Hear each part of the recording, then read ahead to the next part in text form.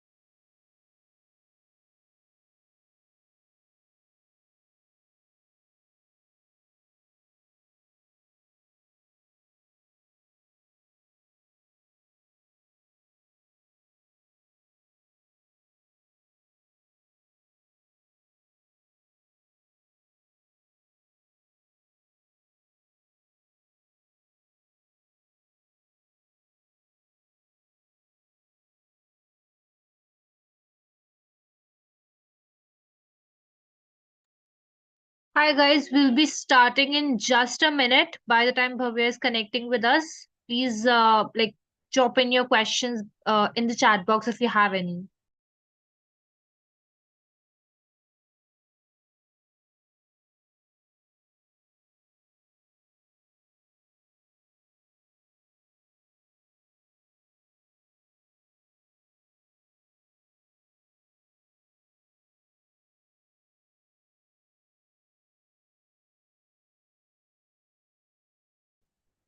Hey guys, just a second.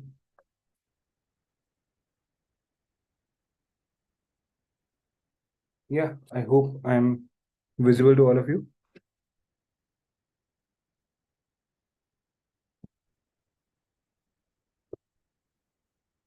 Okay. Okay, yeah. So in today's class, we are going to discuss arrays. I guess all of you are prepared for that. And let's wait for a couple of more minutes so that more of your friends join and then we'll get started.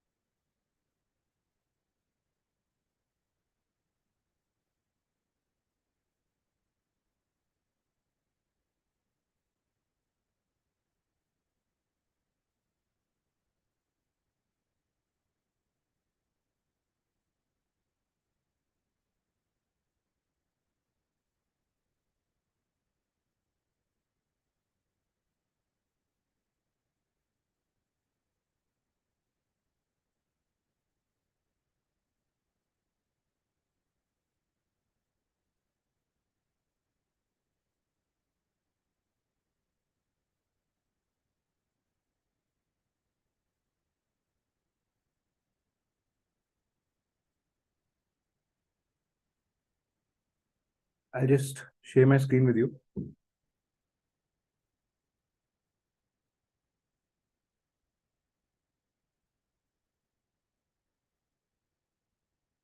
Just a second.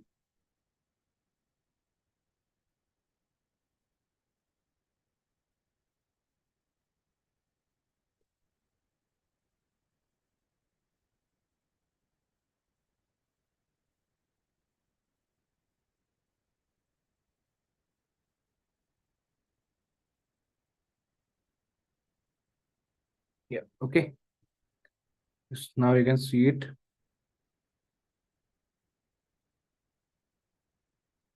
So in today's class, we are going to get started with arrays, and I guess this is the strength that we can expect because we have been seeing these kind of numbers for the past 2 3 days.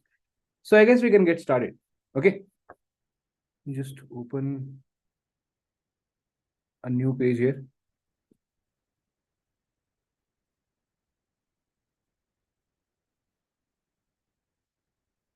Okay, now you can start chatting as well. I have enabled this chat.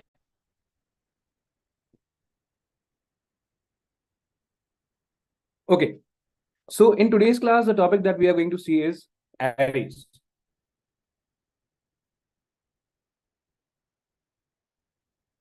Right? And the reason why it is very special is because this is the first data structure that we are going to see. So far, we have seen a lot of components of fundamentals of programming, right? We started with variables. We have also seen the mathematical operations. Then we saw relational operators, logical operators, conditional statements, then loops, nested loops, functions. Then yesterday we saw how to take user input. And then again, let me remind you once more, we don't need to get emotional about that topic, right? It has some information or it uses some concepts from the topics that we have not studied, right? So we are only going to take an overview of that, and it is always going to be provided to us, right? The user input will always be given to us, will always be taken on our behalf, so we don't really need to stress about it. Okay, having said that, the reason why today's class is very special is because array is our first data structure, right? It's the first time that we are going to see any data structure. So Today we will discuss what a data structure is, and then we will discuss what array is, and then we will discuss, different questions based on arrays. Okay. Acha. Before I start with what arrays are, let me just ask you, why do you think we would need arrays? Tell me. Anyone who has any basic idea about what an array is? I'm assuming at least one of you knows what an array is. Anyone? A data structure that can store a fixed size sequence of elements of same data type. Rashmita, your definition is absolutely 100% correct if the language that we were studying was Java. Okay, because in case of JavaScript, we don't have the concept of data types, and we don't have fixed size arrays, right? In JavaScript, we have dynamic size arrays, right? So if you are coming from C++ or let's say Java, there we have the concept of data types, right? And the fixed size of the array. In case of JavaScript, it's more like an array list. So for people who are coming from Java background, in case of JavaScript, the array that you use, the simple array that we see, is like an array list, right? So it is going to be dynamic in size. As you keep adding elements to it, it will keep growing in size, right? So we don't have to really worry about that. Okay. Group of elements of same data type. Again, Ravi Shankar, you are absolutely correct. But remember, we don't have the concept of data types in JavaScript, right? Linear data structure, very nice perspective, Sushant. Array is a memory where we can store different type of elements. In JS, we add dynamic memory. Nice, Yashraj. Okay. Okay. Cool. So all of you have some insight on what an array is, and most of you are correct also, right? You are correct, and there is only one or two modifications that you need to add to your definition, so that the same can work with JavaScript as well, right? So before I go ahead and directly tell you what arrays are or what an array is, let's first discuss why do we need arrays, right? That is what we discuss in case of every topic, right? Let's say, so I am your teacher, right? And what I want to do is I want to store your marks, let's say, in a particular assignment, or let's say in a particular test that I take, right? So let's say I take a test for all of you guys, and I want to store the marks. To keep it simple, for the beginning, let's say that I want to store the marks for 5 students. Okay. Based on the knowledge that we have so far, what we will do is we would want to create 5 variables to store 5 such marks. Maybe you can call it marks 1, right? Maybe you can call it marks 1. So the task here is to store the marks for 5 students, right? Store the marks for 5 students. So let's say the approach that you are going to take up is, because this is the only information that we have, this is the only theory that we know of. So what we are going to do is we are going to try and declare 5 different variables here. Marks 1, marks 2, and we will keep doing it till the number of people that we want to store it for. So let's say in this case, we want to store the marks for 5 people. So we are going to go till marks 5. So these are the variables that we are going to create. These are the 5 variables that we are going to create, right? Marks 1, marks 2, marks 3, marks 4, and marks 5, right? These are the 5 variables that we are going to create. It sounds fine in theory, right? When we are just discussing about it, it sounds fine. Okay, that we can do it. But what will happen if tomorrow you would want to store the marks for 50 students? In that case, you will have to maintain 50 different variables, right? That's not a very easy thing to do. It's not advisable to introduce that many variables in your code, right? To introduce so many variables in your code, that is simply not advisable, right? And another reason why it's not advisable is, let's say I want the marks for the second student. How am I going to access that? How am I going to know that if the input is 2,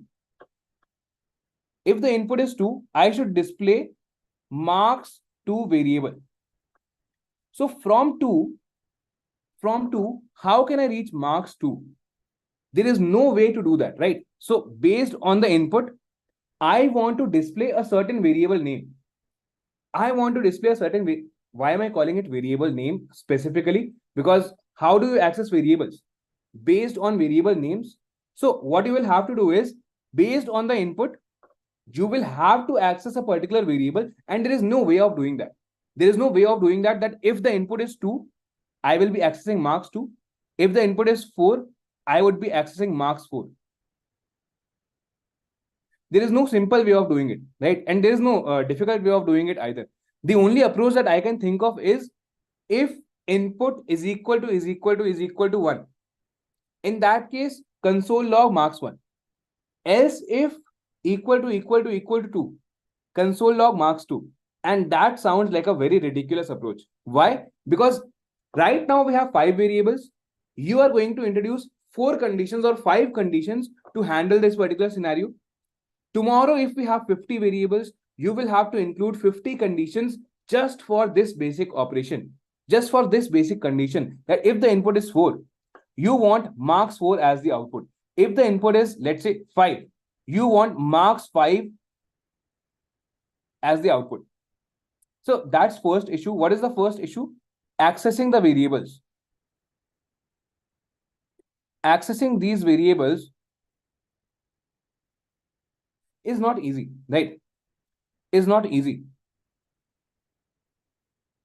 Based on the student number, we want to access a particular variable, and that doesn't sound very easy, right? Because if the input is 4, that in that case, I would want to access the marks 4 variable, and there is no direct way of doing that. I mean, even if there is, we don't know any, right? We haven't studied that. So that is the first issue. And the second issue is, it is not advisable to make so many variables, to maintain so many variables, and to keep updating so many variables. It is simply not advisable, right? What is the solution then? If we cannot create multiple variables for such a case, what else can we do? What can we do? So obviously, I mean, this is the approach that we follow in every class, right? We discuss a problem, and then the solution to that problem is whatever is the current topic of the class. So for today, the topic is arrays, and I guess you can all make an educated guess of what the solution for this problem is going to be. The solution is going to be an array only, right? So this is the problem, making so many variables. And so basically you see the use case here is, I want to store similar values, right? All the values are going to represent marks, right? So if I want to do it for 5 people, maybe tomorrow I would want to do it for 10 people. It is simply not advisable to keep track of so many variables. What we can do instead is, we can create one array, and that is going to solve all our issues, all our problems. Now our responsibility is to understand, how is that going to happen, right? How is an array going to solve this particular problem? And now to answer that, we will first have to understand what an array is. Okay, so array, as I told you, array is a kind of data structure. So before I go ahead and call array a data structure, I guess there's a definition within a definition, right? So I mean, there is a new term within a new term, right? So array is a new term, and I am saying array is a data structure. So data structure is also a new term. So let's first understand what a data structure is. What a data structure is. Okay. So basically, in case of a variable, what do we say? Variable is like a container. Variable is like a container which can hold a certain value. That is what we have discussed. A very simple, a very straightforward definition. In the same way, if we have multiple such values, right? If we have multiple such values, how we are going to arrange them, how we are going to access them, how we are going to insert them, how we are going to delete those values, all these operations, right? How we are going to arrange these values together, how we are going to structure these values together. So this leads to the formation of a data structure, right? If you have one variable, if you have one value, you can store it inside of a variable. But if you have multiple such values, you create a structured way of representing that data. You create a structured way of storing those values, right? And that structured way is basically any data structure. Sorry, is basically a data structure, right? Array is going to be one such data structure. So there are a lot of data structures that are available. Array is a data structure. Later on, when we will join the main course, you will see linked list is a data structure, right? Then you see stack is a data structure. Queue is a data structure. So we have a lot of data structures, but that is not our current concern. Our concern in today's class is understanding what an array is. Understanding what an array is. So for the sake of simplicity, let's define array as something which can store multiple values together, right? It's a data structure. It's a data structure which can store multiple values together. If you want to store one value, you use variables. In our case, for the sake of simplicity, let's just understand it in this way. If we want to store multiple values together, we are going to use an array for that purpose, right? That is what we are going to do, right? Now, before I go ahead and tell you how we will create an array in JavaScript, right? Which is again a very important point, right? But before I go ahead and do that, let us understand how an array is represented pictorially, right? So let's say you want to create an array, or let's say you have an array already. You have an array which has 5 elements, right? You have an array which represents 5 elements. How are we going to represent it? How are we going to visualize it? When I talk about a variable, I just create one single box like that. Similarly, when I talk about an array, I will create a series of such boxes. right? So maybe something like this, right? So this is how an array is going to look like, right? So what do each of these boxes represent? Each of these boxes have the capacity to hold a value, let's say 4, 8, 10, 20, 90. And let's say I'm going to call this whole structure. Understand this. I'm going to call this whole structure as ARR. ARR is just a name that I am giving.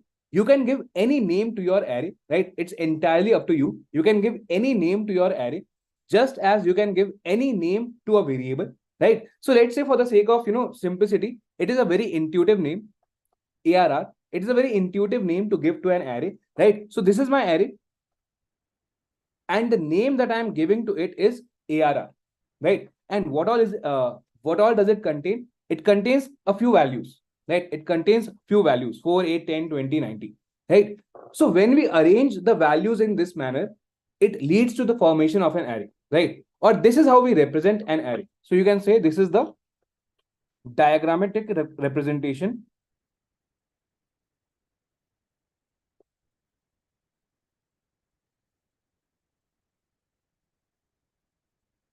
of an array. Okay, so this is a basic diagrammatic representation of an array, right? This is how an array looks like.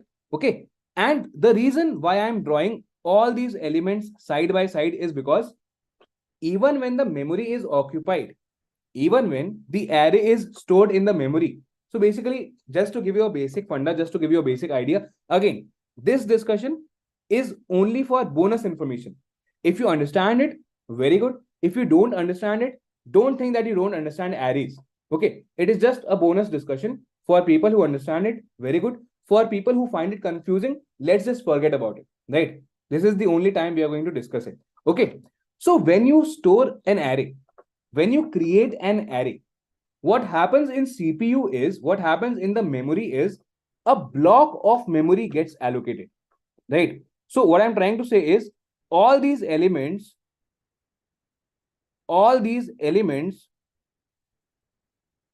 are present adjacent to each other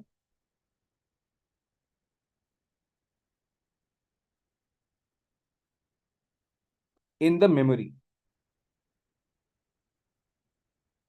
All these elements are present adjacent to each other in the memory, right? So this is how the arrangement of elements is done, right? So when you create a variable, what happens? A box like this is created, and a particular space is allocated for this one variable.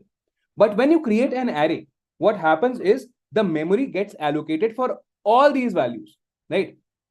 The memory equivalent to all these values gets allocated. So it's like saying we are allocating the memory for 5 variables together, right? So when we allocate a block of memory for these 5 variables in one place, that leads to the formation of an array, or vice versa, or I should say it the other way around. When an array is created, an array that has 5 elements, how is the memory allocated? A block of memory is allocated. And what is the size of that block? What is the size of that memory block? The size that is required to store 5 elements. Okay. So bottom line, the moral of the story, the summary of what we have discussed so far is, this is what an array looks like. Okay. And why do we need an array? Because if we want to store multiple values of similar use case, for example, we saw this particular example to begin with arrays, right? Now I want to store the marks only, right? I want to store the marks for all my students. So it is very, you can say, intuitive, or it is very much advisable that I create one data structure, and inside of that, I store the marks for all the students. Inside of that, I store the marks for all of my students, right? Now, let's say the array is created, right? Assume that you have the array ready,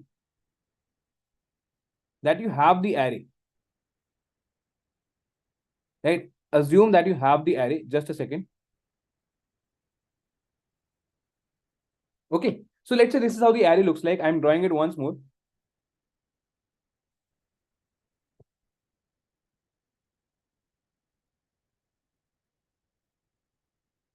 2, 8, 7, 9, 10. So just some random array elements, right? And I'm going to call this as ARR. Again, guys, reminding you, it is your array. You can call it whatever you want. And when we will just demonstrate the example, it will get more clear to each one of you, right? So this is how I'm going to, just create my array. Now the question is, I said in the beginning, that it is going to become very difficult to access a particular variable if you create, a lot of variables. It is going to be very difficult for you to access a particular variable. Based, if the input is 1, you are going to access marks 1. If the input is 4, you are going to access marks 4. This approach is simply impractical, right? That means if I use an array, it should be very easy for me to access the elements, right? That's what it means. If this is how your array looks like, it should be very easy and very convenient to access these array elements, right? So now let's understand how we can access the array elements, right? How to access array elements. Let's just have a look at that. How to access array elements. When we have this discussion of how we can access array elements, we will have to learn one more concept, one new concept, which is called as the index. Now, this is where the discussion starts to get real. Okay, so the discussion on arrays is simply illogical, incomplete, unless we discuss what index is. Shiv, I guess you have a doubt. Maybe you can just type it in the chat, right? I can't unmute you in the middle of the session, right? Please type it in the chat, or maybe later on I can just unmute you and we can just clear it out. Okay. I see that you are you're raising your hand multiple times, so you must be having some doubt. Okay, don't worry. Just ask it in the chat for now, and I will address it later. Okay. And if you want to unmute only, so let's just wait for a let's just wait for some time. And if you we can connect later on as well, right? It's entirely up to you now. Okay. Anyways, so the discussion on arrays is incomplete unless we discuss what an index is. And this is the most beautiful, most interesting, and easiest part of an array, right? So index is a number that represents the position of an element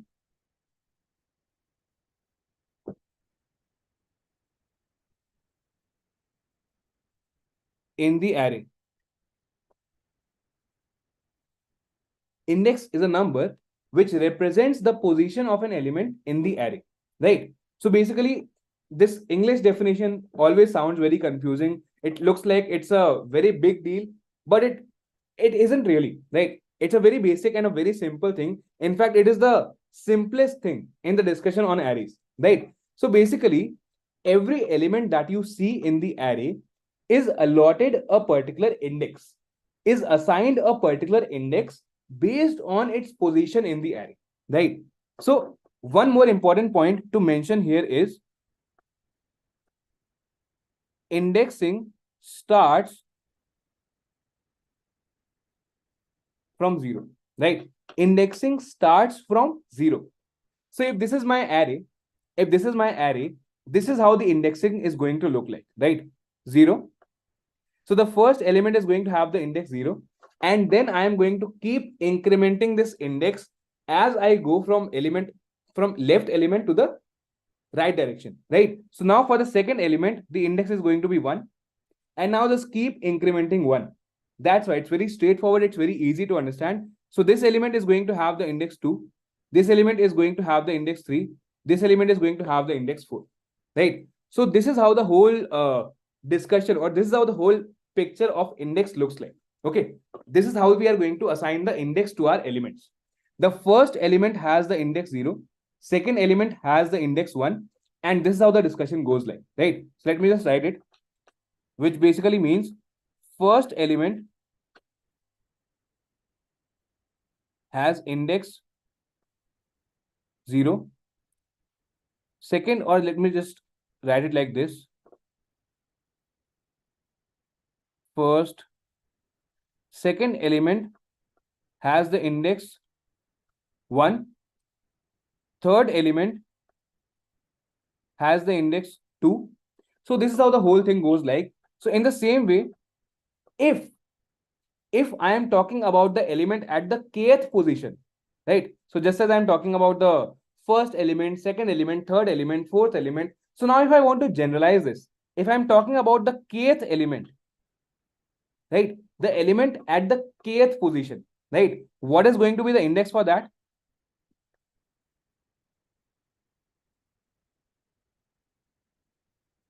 Can you all agree with this point?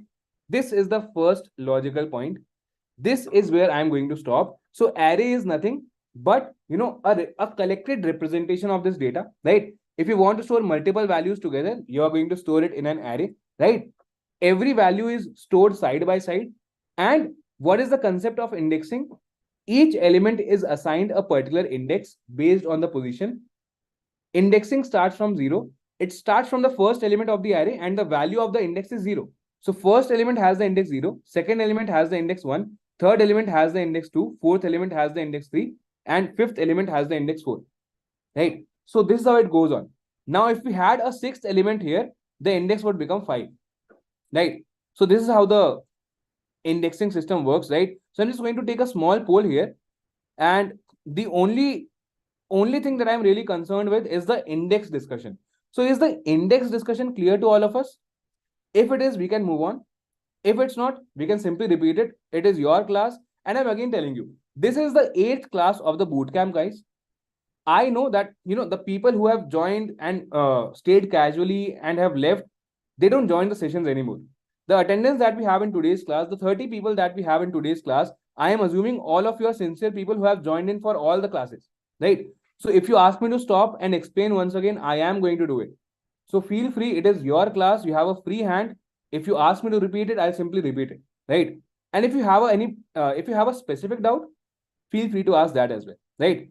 But one disclaimer before you ask your doubts, or you can ask your doubts. But one disclaimer before you start worrying. Once we will have a look at the questions, and once we will see how to actually solve those questions, it is all going to become even more easier, right? Anyways, having said that, out of 28 of you, 23 people have replied to the poll. and two people have a doubt there. I mean, I'm not against those two people, but I guess what we can do for those two people is, and for all the other people who are clear as well, is uh, let's continue this discussion further. Then what I will do is, when we will go to the question, when we will go ahead and solve the first question on arrays, we will just discuss this concept once again, right? The advantage that we will have in that way is, even the people who have understood these things, they will also not be repeating anything, right? They will also be able to learn something new. And the people who have a doubt in this particular topic of indexing, they will also be able to revise this particular thing, right? So I'm just ending the poll for now, right? So what have we seen so far? A basic idea of what an array is, how it looks like, and the most important concept of an array, indexing, right? Now the original question was how to access the array elements, right? How to access the array elements. And the answer to that is, you mentioned the array name. So to access an array element, this is how you will do it, right? So I'm just going to mention the syntax directly. You are going to mention the array name, whatever it is. In our case, it's going to be ARR. That's the name that I'm giving to my array, right? And then in square brackets, you are going to mention the index of the element you want to access. You are going to mention the index of the element you want to access. For example, let's just copy my array from here, right?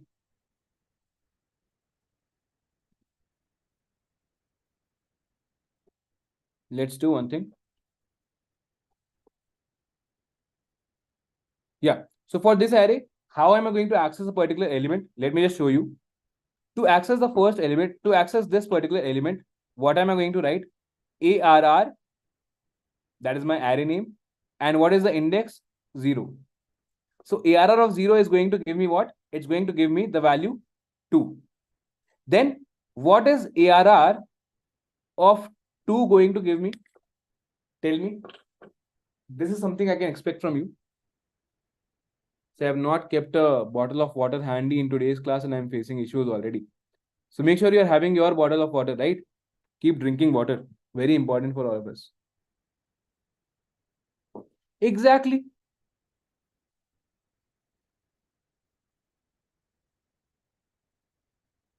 Hey, no, Rashmita. We are not going to store multiple values in one variable, right? So if you carefully see it, Rashmita, if let's say you are familiar with any other language, I am assuming you know Java or C++ already. So in C++ we have vector, in Java we have array list, right? Think of it like that. We are not storing multiple values in one variable, right? We are storing multiple values, and these are multiple, you can say, positions of the same array. These are different elements of the same array, right?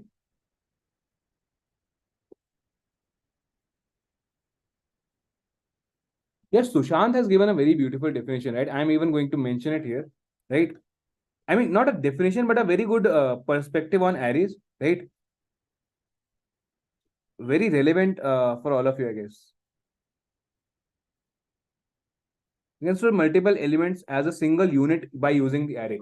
Like the most beautiful part that I find about this is this word, single unit, right? So an array is actually a single entity, right? Because it is not a simple variable, it is a collection of variables. An array is a group of variables, right, which are clubbed together. So it's a single unit, and the different elements that we have are actually a part of the array only, right? And again, let's not deviate from the discussion. ARR of 2 is going to give us what? The element 7. Similarly, if I want to access this particular element, I am going to write the array name and I am going to mention the index 4. Now I have a question for you. I have a question for you. In the above array,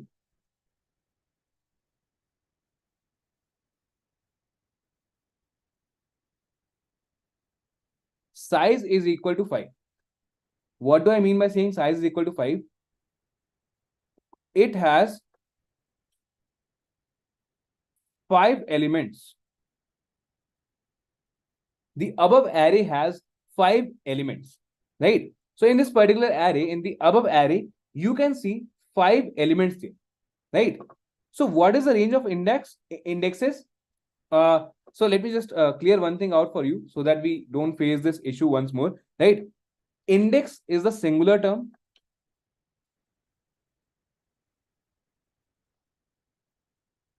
And when we want to use it as a plural, we use the term indices. For example, we use apple for one apple. And if we have more than one apple, we will call it apples. Similarly, if it is only one index that I'm talking about, I am going to call it index. If I'm talking about multiple indices, I'm going to call it indices. Right? So indices is the plural for index, right? Anyways, so what is the index range? So in the above array, where size is equal to 5, which basically means that it has 5 elements, what is the index range? Index range is from 0 to 4. My next question is, what will be the index range for an array of size n?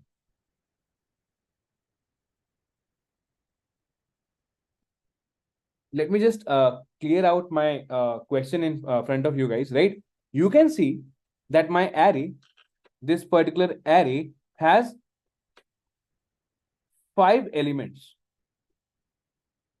And you can also see very clearly what is the range of indices that we see here. It starts from 0. It keeps incrementing itself 1, 2, 3.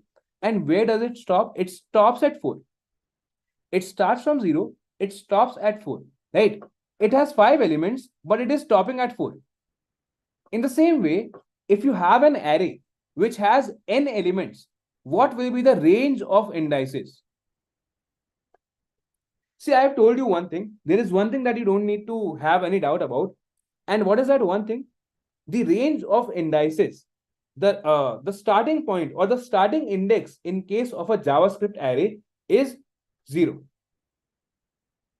So what is going to be the last index? That's the only question remaining, right? So tell me, in an array which has n elements, which can store n elements, what should be the range of indices? What should be the range of index?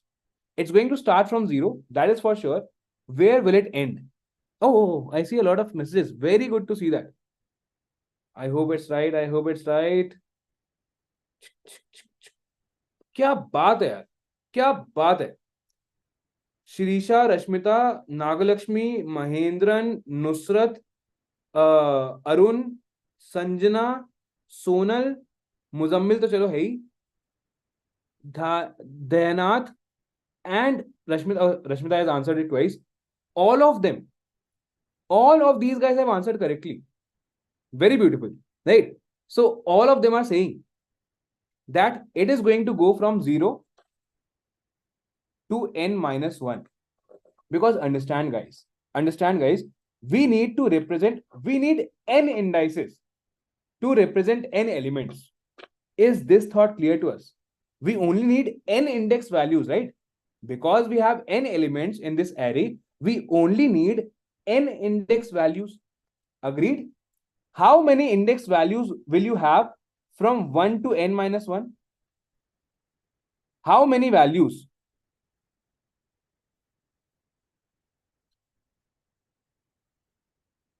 Do we have in the range?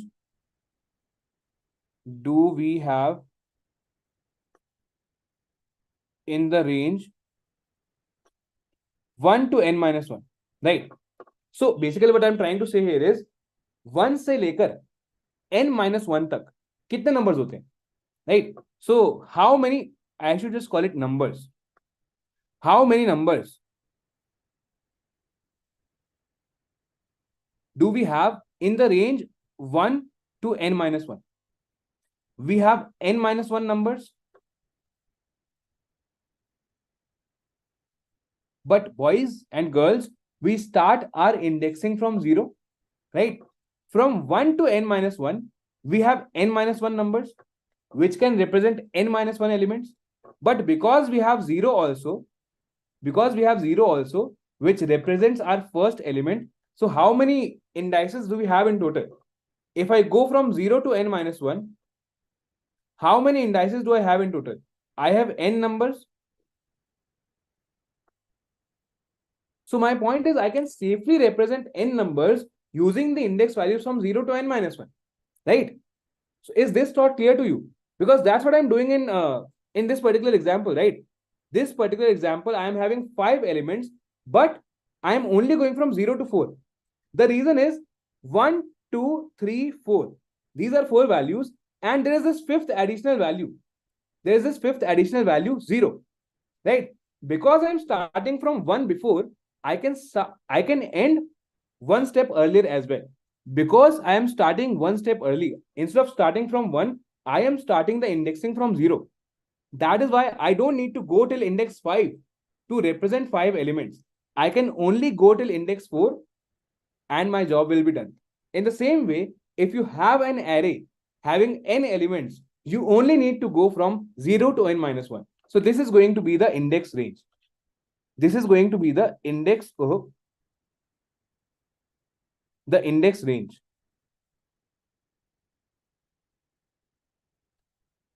And even if this is not clear, let me just tell you two most important points that should be clear in any way, right? What are the two most important points?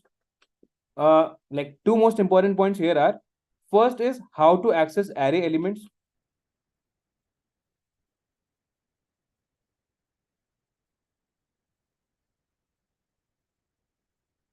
That is a very crucial point, right? And the second point is array indexing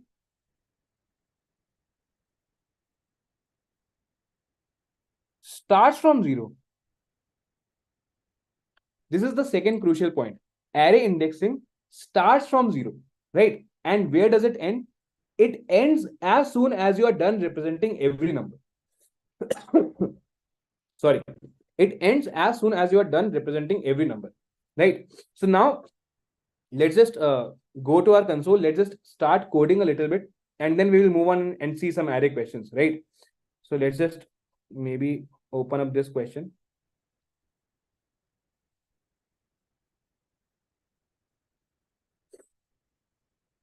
This size is good, right? I mean, it's a little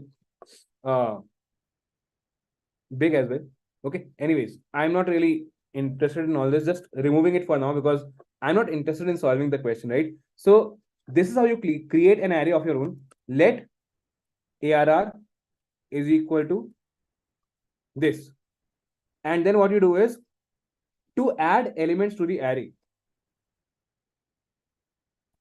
So I'm just telling you different functionalities that JavaScript arrays offer you, right? Add element to the end of the array. What will you do? ARR.push. And then you will add the element that you want to. Let's say 10. So you have the empty array.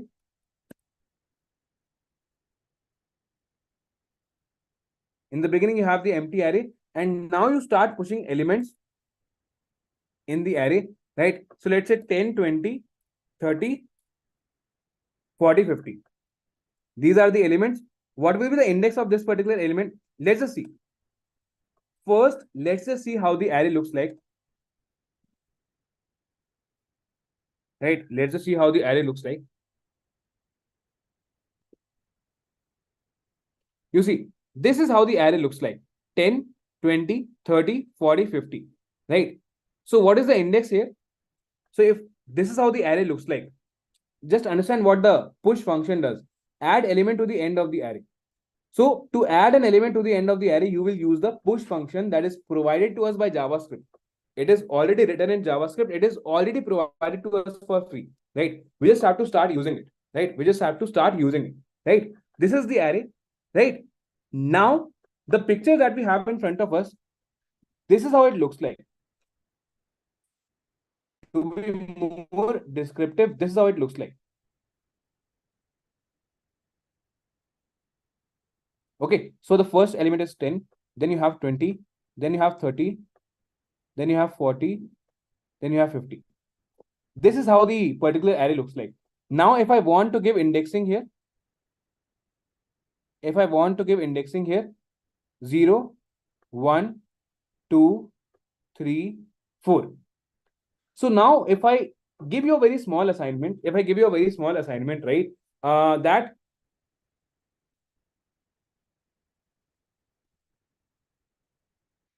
print elements 40 and 10. How will we do that? First, I want you to print 40, and then in the next line, I want you to print 10. How will you do that? Tell me, boys. And of course, girls, right? When I say boys, I mean everyone. Hey, nice. Why are you including n unnecessarily? You can see that there are 5 elements, right?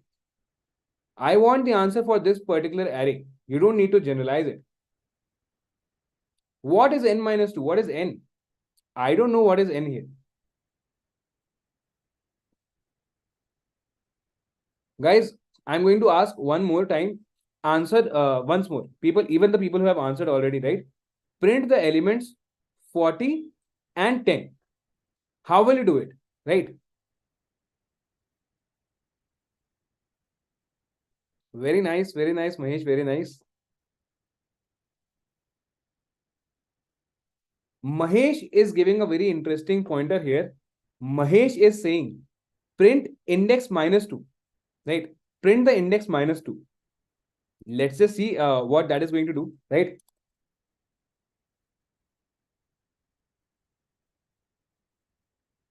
Let's just see what this does, right? I'm now curious. Let's see. Okay. Didn't work the way that you wanted to.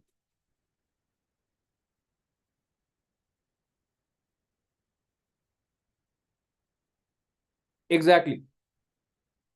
So, how do I pronounce your name?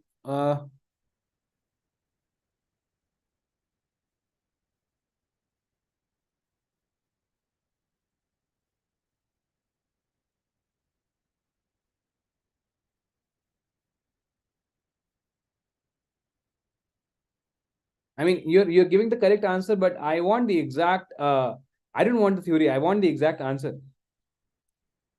Exactly. Nagalakshmi, Praveen, and Aishwarya. These people have answered correctly. बहुत simple सी चीज थी यार, मतलब इसमें इतना कुछ सोचने वाली है नहीं. This is your array. We have just seen it, right? This is how it looks like, and this is how the indexing will look like. Now, if I want to print 40 and 10, simply print the array at element. Simply print the element or the value at index 3 and the value at index 0. That is all you needed to do, right? So console dot log what ARR of 3. This is going to print 40 for you, and then console.log ARR of 0. This is going to print 10 for you. As simple as that. I'm just commenting it out for now.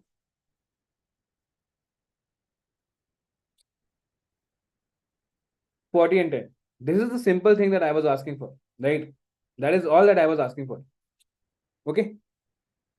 Let me just, guys, sorry, I've not yet prepared the notes for yesterday's class, right? Just give me some time and I will share it with you. Okay.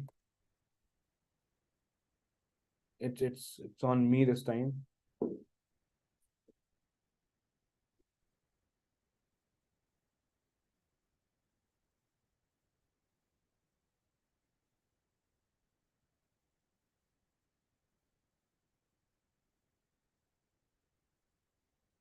Okay. Anyways, so this is just a basic thing that I wanted to share with you. There is one more thing. There's one more way in which you can create an array in JavaScript, right? So what you can do is, let's say let ARR is equal to, and then you directly give the values 1, 4, 7, 10, 13. Let's say directly give the values. Console.log ARR, just to show you, right? Console.log ARR of 3, just to show you that the array is created, right? So this is another way of creating the array. In the beginning only, you are declaring some values, or you are defining some values of the array, right? Let's just see what it does. If this will lead to the creation of an array, what should this print? This will print this whole array. If the array is created, it will print the whole array. But what should this print? ARR of 3. Array element at index 3.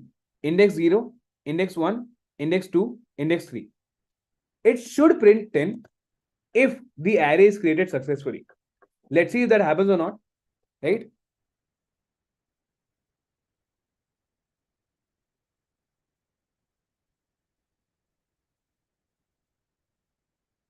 Speak a little bit louder.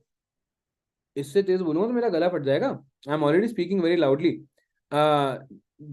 Then I guess maybe there is some issue at your end, at the speaker or something. If you are wearing earphone, remove it. If you are not wearing earphone, wear it. So this is the only solution I know for this problem, and it always works, right? You can also try it once. Let me just check the questions in Q&A. Acha. You were just answering my questions. Okay, it's fine. Sonal, I see Sonal's replies there. Okay, cool. Right. So this is just one way. This is another way of,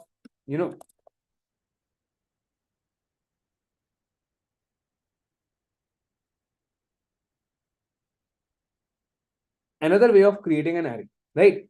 Now we are more concerned with working on a ready-made array, right?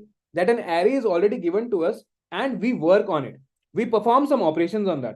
That is what we are more interested in, right? We are not interested in really, creating the array and then doing all these basic operations, because I told you, right? In the questions that you will see, in the interviews that you will give, basic things will always be done for you.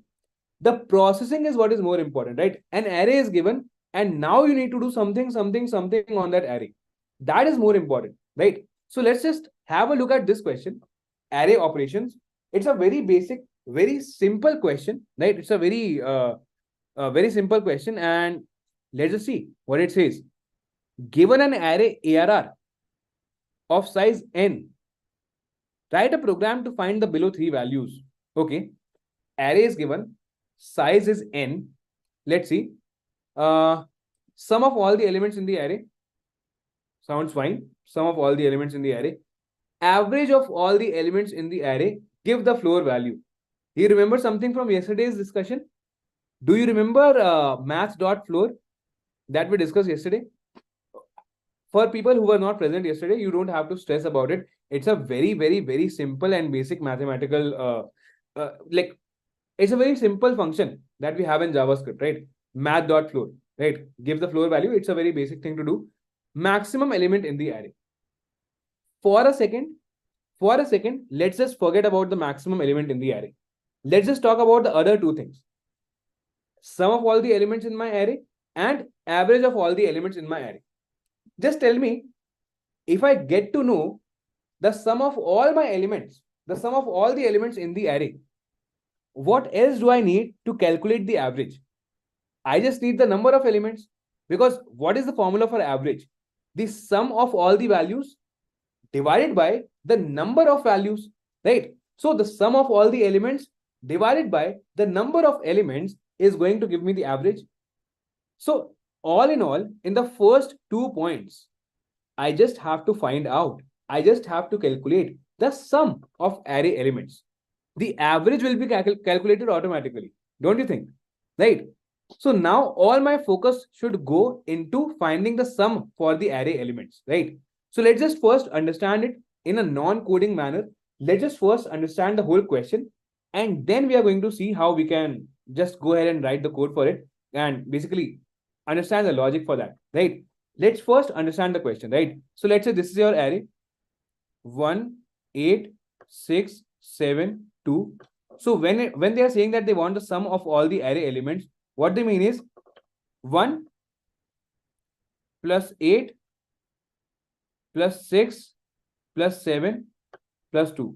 1 plus 8 is 9. 9 plus 6 is 15. 15 plus 7 is 22. 22 plus 2 is 24. So what is the sum here? 24, right? What should be the average? You can see that there are 5 numbers. 24 divided by 5 is actually going to give us what? 4.8. But as they have said, they only need the floor value. So for people who joined in yesterday, you already know. For people who did not join, so basically the number 4.8 lies between two integers, 5 on top of it and 4 below it, right? So 5 is considered as the seal. You know the roof on top is called as the ceiling fan, right? All those things. So 5 is the seal value and 4 is the floor value, right? 4 is the floor value. So all in all, if you have a decimal number, the integer part of that number is basically the floor value, right? So what is going to be the answer for average? Not 4.8, it's going to be 4, right? It is going to be 4, right? That is one thing. So if we understand if we get to know the sum of these elements, we will also be able to calculate the average of all these elements. Because we have the value n, you can see, we have the value n, we can always calculate the average. If we know the sum and we divide it by the number of elements, we will just get the average of this whole thing. Okay. Now the question is, how can we calculate the sum of these array elements? How can we calculate the sum of all these array elements? That is a mystery. That is one thing that we will have to solve. What's coming in my mind is, see, first of all, let us understand, let me tell you how to visit each and every element in the array, right? How to visit each element in the array. Let's just see that, right? So let's say the size of the array is n. So you know the index range is going to be 0 to n minus 1, right? So to visit each and every element in the array, what we do is we write a for loop. We start it from int I is equal to 0, which is the starting index, which is the starting index. Then we make sure that I remains less than n. Remember guys, I less than n. Don't worry, I am not saying I less than equal to n. I am saying I is less than n, right?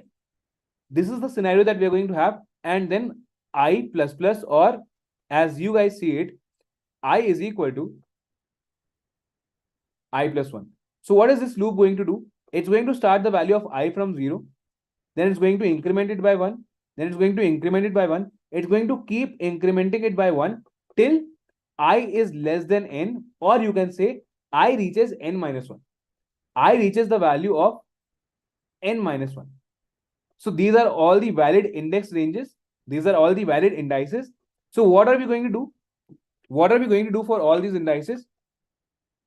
Basically, whatever we do, if we want to access ARR of I, what we will have done by the end of this particular for loop is, we would have touched all the array elements. Just a second. All the array elements, right? We would have touched all the array elements. Let me just make it a little bit more simple so that you understand it properly.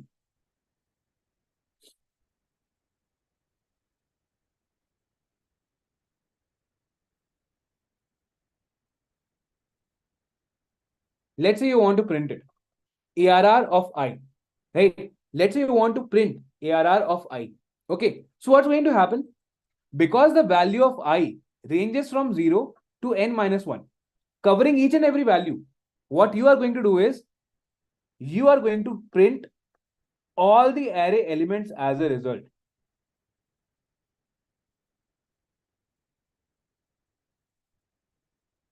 Print all the array elements as a result. That is what's going to happen, right? So in this particular loop, I have just shown you how you can visit each and every element of the array. how you can visit each and every element of the array. And visiting each and every element of the array, visiting each and every element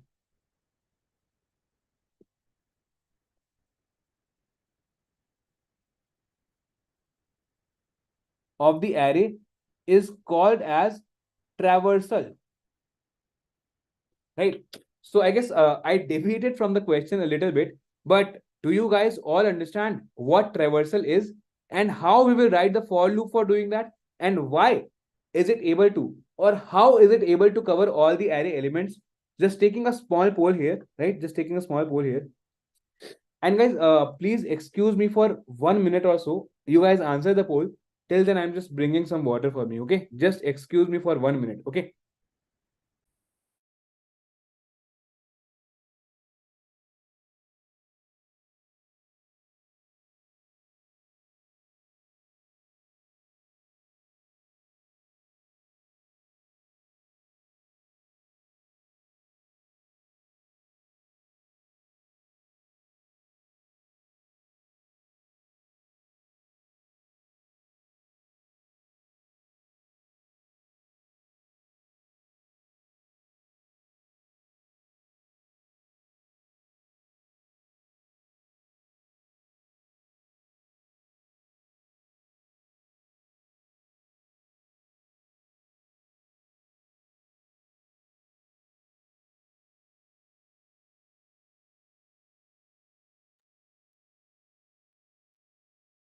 Okay. I see that 4 of you are not clear.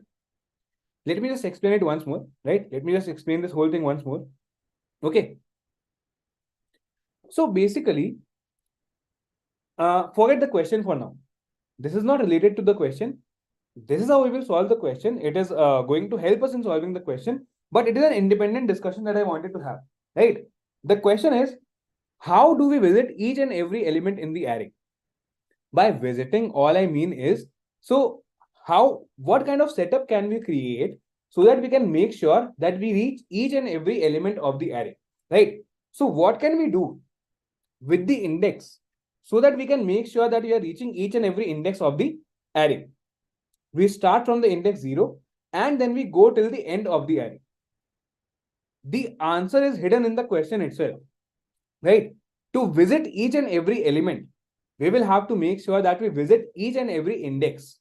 And how do we know each and every index of the array? We know that the indexing starts from 0 and we know that it ends at n minus 1.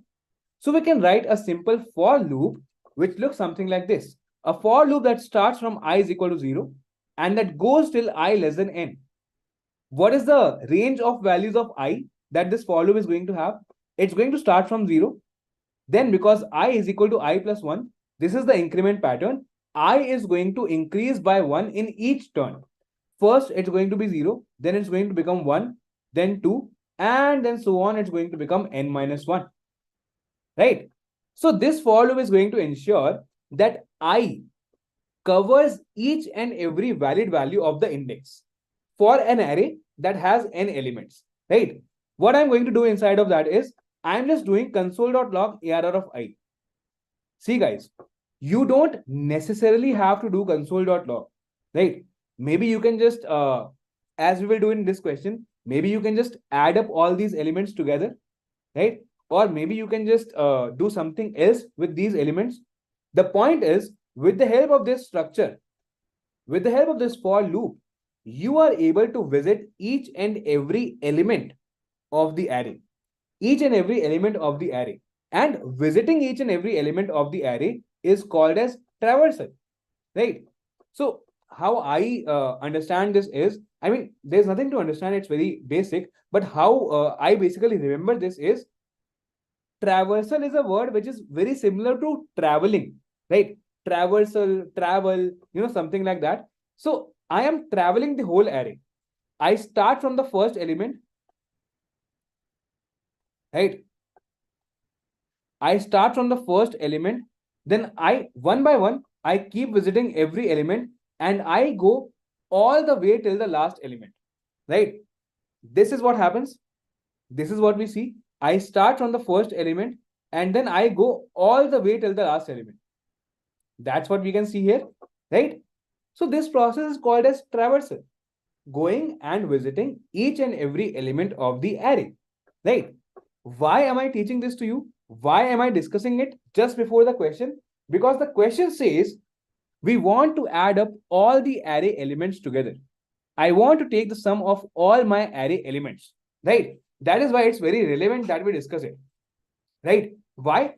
If I want to add all my array elements together, I will have to go to all my array elements, right? If I want to add up all my array elements, I will have to go to all the array elements, right? And then what I can do is I can maybe just add all of them together. How will I add them?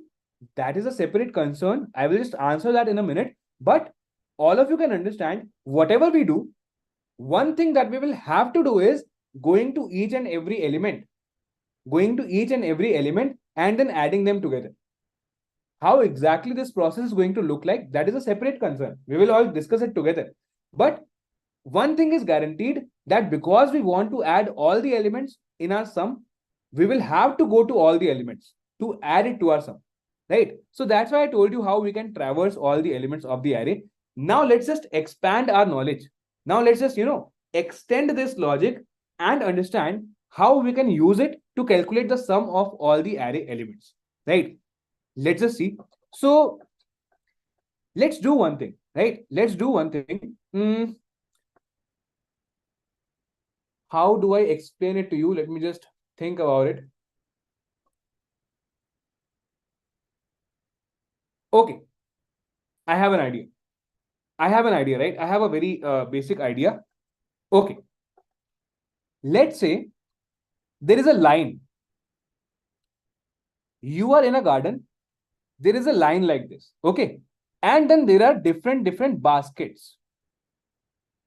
Basket 1, basket 2, basket 3, basket 4. Okay. What you do is, so these baskets have apples. Okay. These baskets have apples. Okay.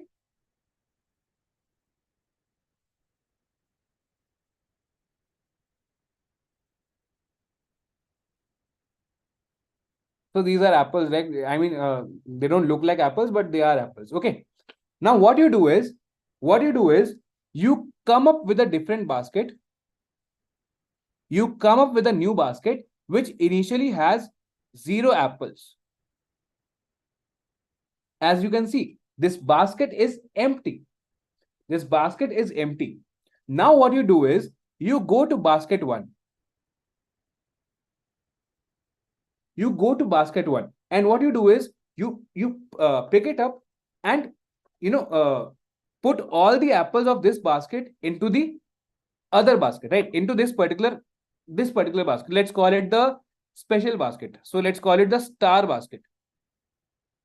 Star basket. Okay, the special basket, just random names I'm giving up. Okay, so what I will do is, when I will reach basket 1, I will say, basket 1, give me all the apples that you have. So I will just like turn it, and I will basically put all my apples from this basket to this basket. Okay. So how will the picture look like? This basket will now have 5 apples, right? And this will be empty, right? This will be empty. Now what I will do is, I will go to this basket, basket 2. What I will do is, I will take this basket, I will pick up this basket and put all my apples from this basket to this basket, right? Let's see what happens. Sorry. So what will happen? 6 more apples. You can see 6 more apples will be added to my my star basket. Let me just do that. 1, 2, 3, 4, 5, 6. 6 more apples have been added, right? That's how the picture will become. Now I go to basket 3. What do I see? I see there are 2 apples. I pick up this basket, and what do? I basically I just turn it over to the star basket. So all these apples, these 2 apples will also come here. right? These two apples will also come here, and this basket will become empty. And then at the end, I will go to my last basket. I will go to my last basket, and what will I do? I'll do the same thing, right? I'll take it, I'll just tilt it over the star basket, and 1, 2, 3, 4, 5. I will add 5 more apples here, right? 5 more apples will be collected in this particular basket because I have taken the apples from my last basket as well, right? So let's just do that. Let's see how it happens. 5 more.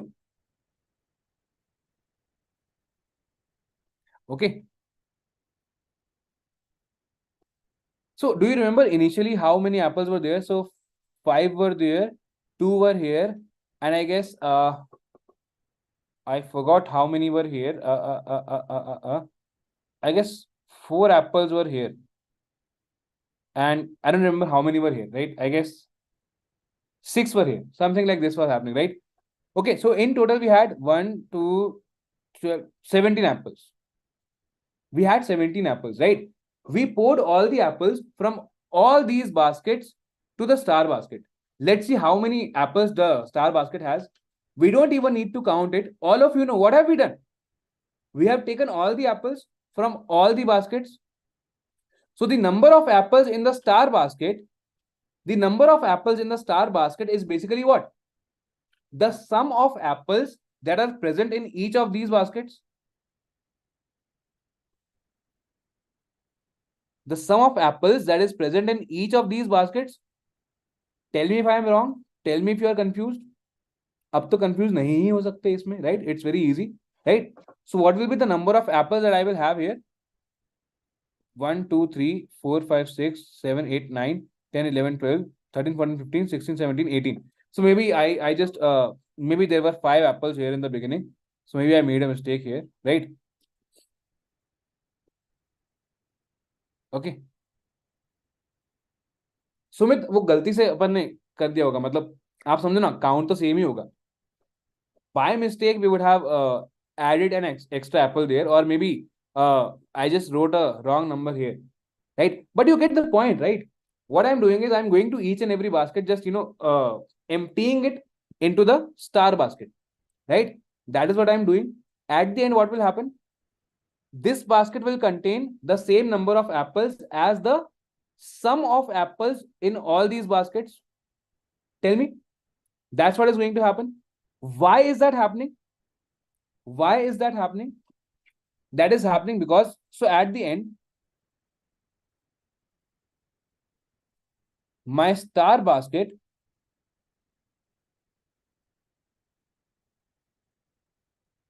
will have as many apples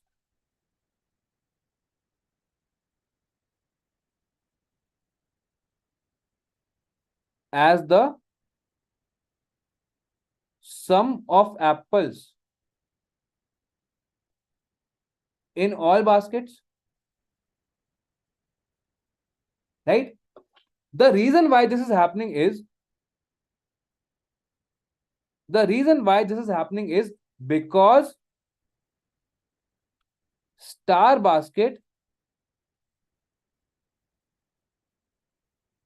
was empty initially.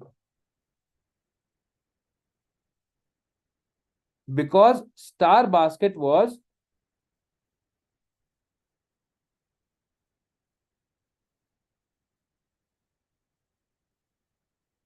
empty initially, right?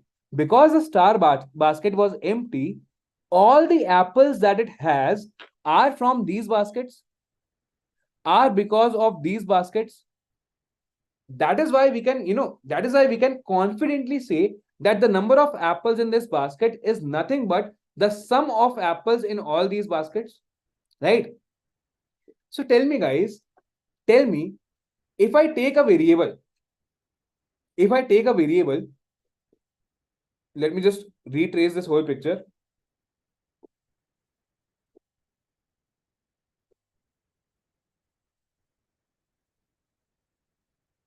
Right?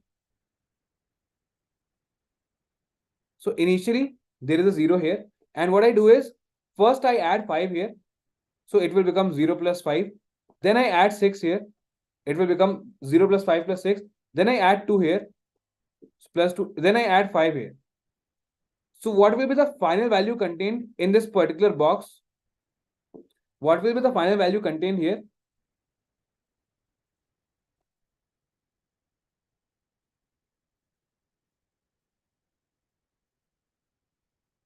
So if I declare a sum variable and initialize it with the value 0, and then what I do is I go to each and every array element. I go to each and every array element and I add it to my sum variable. And I add it to my sum variable. So initially it will be 0. Then when I add this to my sum variable, it will become 5. Then when I add it to my sum variable, its current value is 5. On top of that, I am adding 6. It will become 5 plus 6, 11. Then I add 2 more. It will become like this. Then I add 5 more. It will become like this. And ultimately, my sum variable will contain the sum of all the array elements. Tell me, is this absolutely 100% clear to all of you? Just launching the poll once more.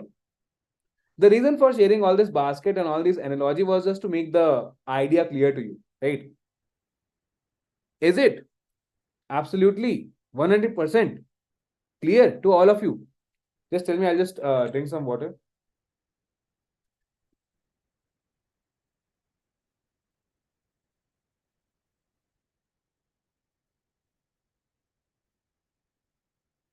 Because let me just tell you an amazing fact regarding this particular pay after placement bootcamp. I took the first class in Gurgaon, right?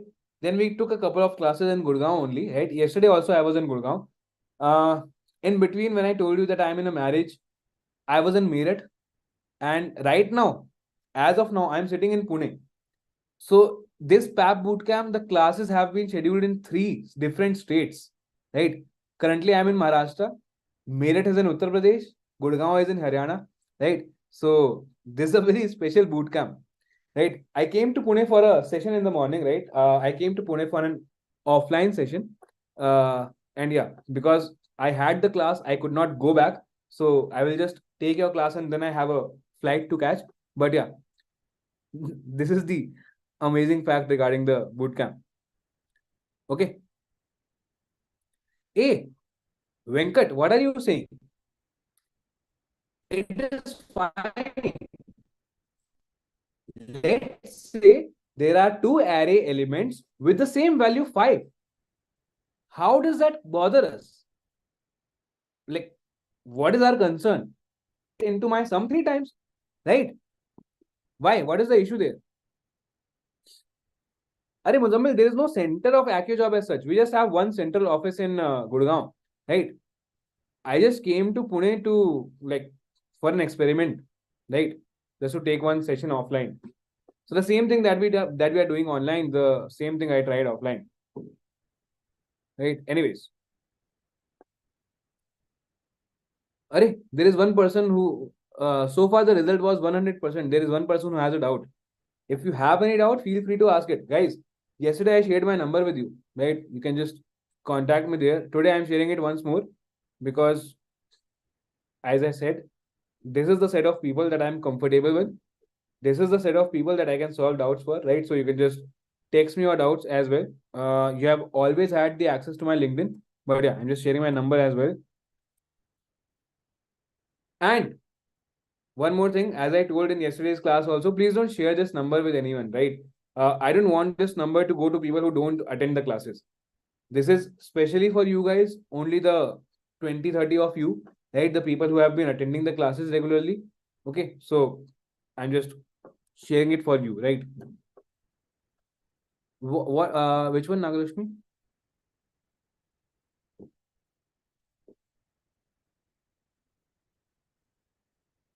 Oh, I must have missed it. Hey, that is fine. I just saw it, Nagalakshmi, and it doesn't really matter, right? Now it doesn't really matter.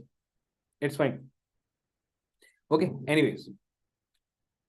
So if I take a sum variable, right, and what I do is I go to each and every array element. As I said, I go to each and every array element and add it to my sum. Sum is equal to sum plus my current array element. So let's say I am currently at index I. So what will my current array element look like? ARR of I. So let me just write the whole logic. I have to do this thing.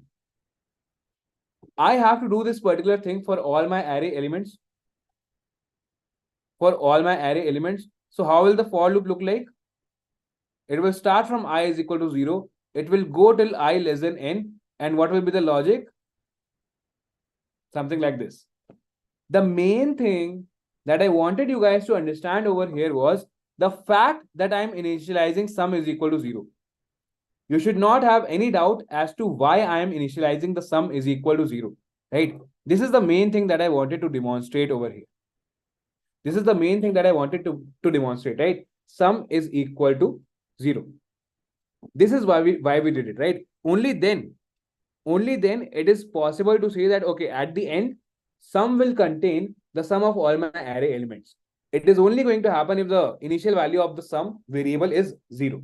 That is why I took the basket analogy, and that is why I said everything else, right? So in this array operations function, let sum is equal to 0, and then what? For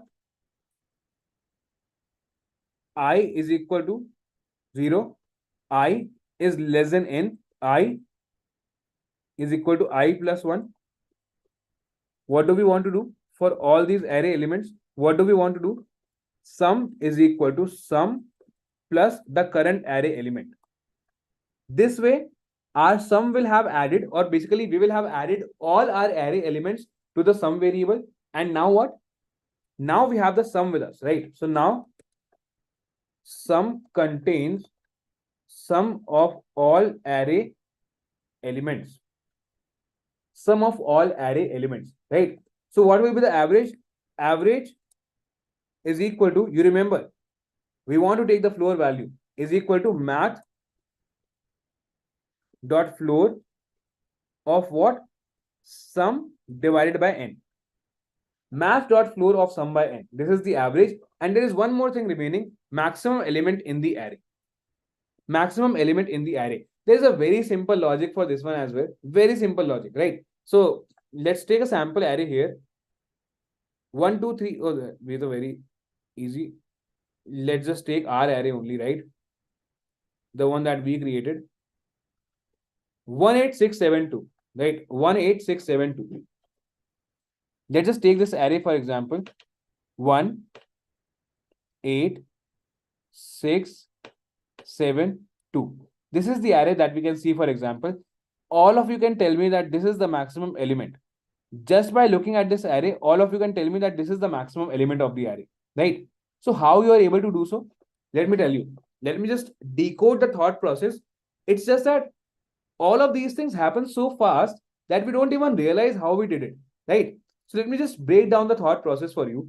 What you do is, in your mind, what you do is, you keep a track of the maximum number that you have seen so far. You keep a track, you don't notice it because it happens so fast, but this is how it actually works. You keep a track of what is the maximum number that you have seen so far. So first, you come here, mentally only. You come here, you see, okay, 1 looks like a large number. It could be the largest element of my array. Then where do you come? You come and see the element 8, right? So what was the last number that you encountered? 1. Now you are seeing 8. So what do you think? Okay, now 1 has lost the race. 8 is definitely bigger than 1. 8 is definitely bigger than 1. So 1 is not the maximum element. 8 on the other hand could be the maximum element. तो जब आप 1 के बाद 8 को देखते हो तो आप कहते हो कि यार 1 तो बिल्कुल भी मैक्सिमम एलिमेंट नहीं है क्योंकि हमें 8 मिल गया है. हाँ, ये जरूर हो सकता है कि 8 हमारा मैक्सिमम एलिमेंट हो. हम लोग कंफर्म नहीं है, बट ऐसा हो सकता है कि 8 हमारा मैक्सिमम एलिमेंट हो. अब हम लोग क्या करेंगे इसके बाद? What will we do after this, right? So after this we will go to 6. अब जब हमने 8 देख लिया ऑलरेडी, तो 6 की कोई वैल्यू है क्या? अगर हमें मैक्सिमम एलिमेंट को कैलकुलेट करना है, हमारे पास 8 ऑलरेडी है कंसिडरेशन में. Sorry, I forgot. I continued in Hindi only. So now we will move the next step. We will move to 6, right? So when we move to 6, we already have 8 in the race for becoming the largest element, right? So when we have 8 as a candidate, will we give any attention to the element 6, which is smaller than 8? No. 6 is not going to get any attention. Then we come to 7. Do we need to give any attention to 7? No. We already have a bigger element than 7. We don't need to give any attention to 7. Then we come to 2. Do we need to give any attention to the number 2? I don't think so. We don't need to give any attention to the number 2. So that's all. So how we can do it is, we can assume in the beginning that the maximum number so far is actually my first array element. This is the maximum number so far. And then what we can do is traverse the remaining array.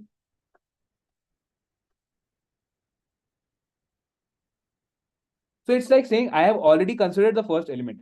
Now let me traverse the array from second element onwards and see if there is any element which is greater than the maximum variable I have encountered so far. So what I'll do is I is equal to 1, I less than n, I is equal to I plus 1. And what will I do here?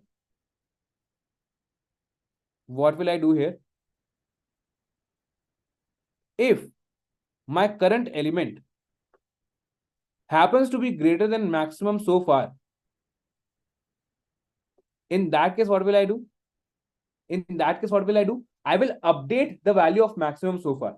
Because if I find a value greater than the current element I am considering, what will I do?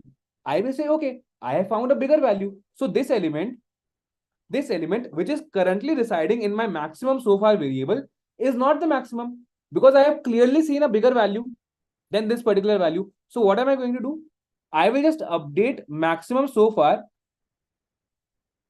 with the current value, right? With ARR of I. Because ARR of I is greater than the current value contained in maximum so far, which means ARR of I is a better suitable candidate for becoming the maximum element ultimately. So this is what we will keep doing, right? We will keep traversing the whole array.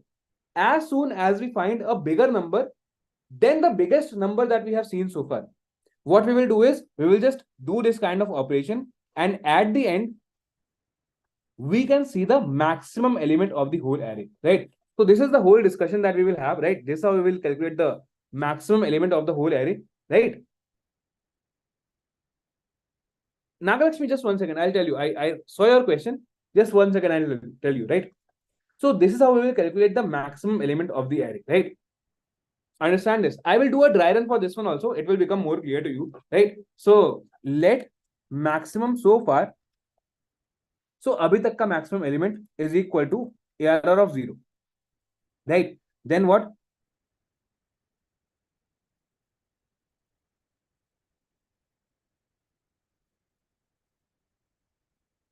If maximum so far, or if my current element is greater than the maximum so far, what will I do? Maximum so far is equal to current element, and that's all.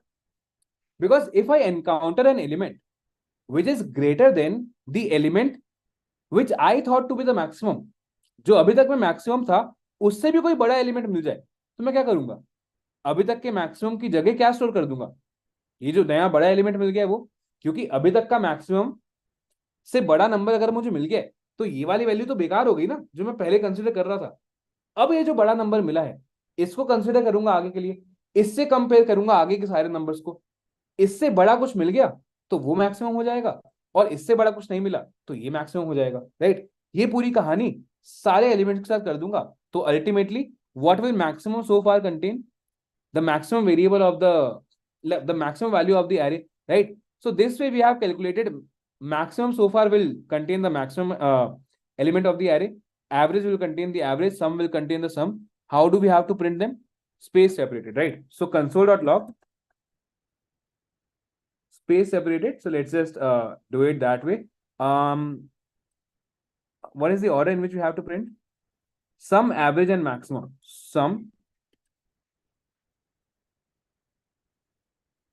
average and maximum, right?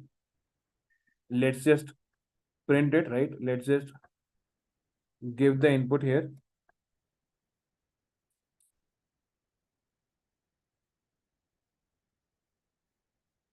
Let us submit it.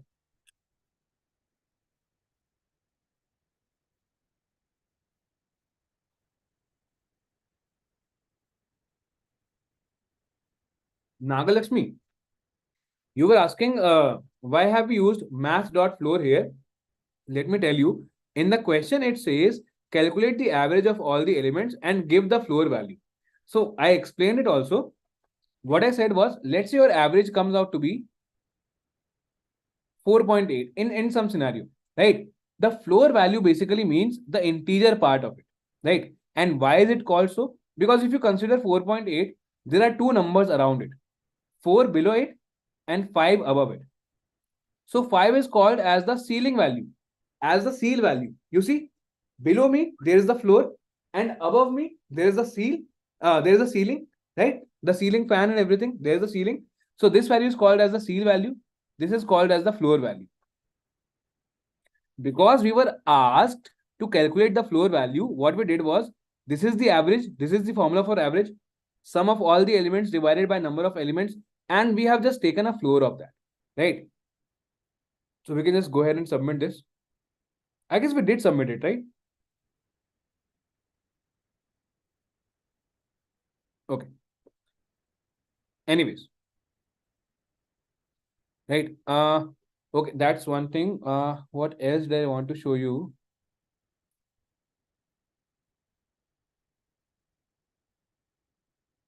Yeah, that's all. Now there is one more. Okay, it's already 9:45. There's one more question that I want to take up.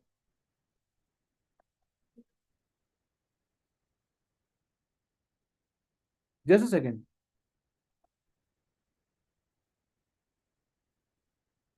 Okay. Let's go to arrays. This is also a decent question.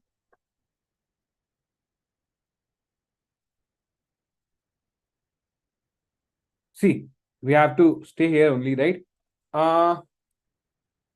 This is a very time pass question, but still, we can just take it up for our better understanding. Given an array having n integers, calculate the ratio of its elements that are positive, negative, and 0 to the array size. Let me just explain the question in simple words first. Positive, negative, and 0, right? So the question basically says, let me just give a particular case here, right? So 1 minus 1 minus 2, 0, 0, 8, right? So this is the kind of situation that we have here, right? Let me just make it even more simple.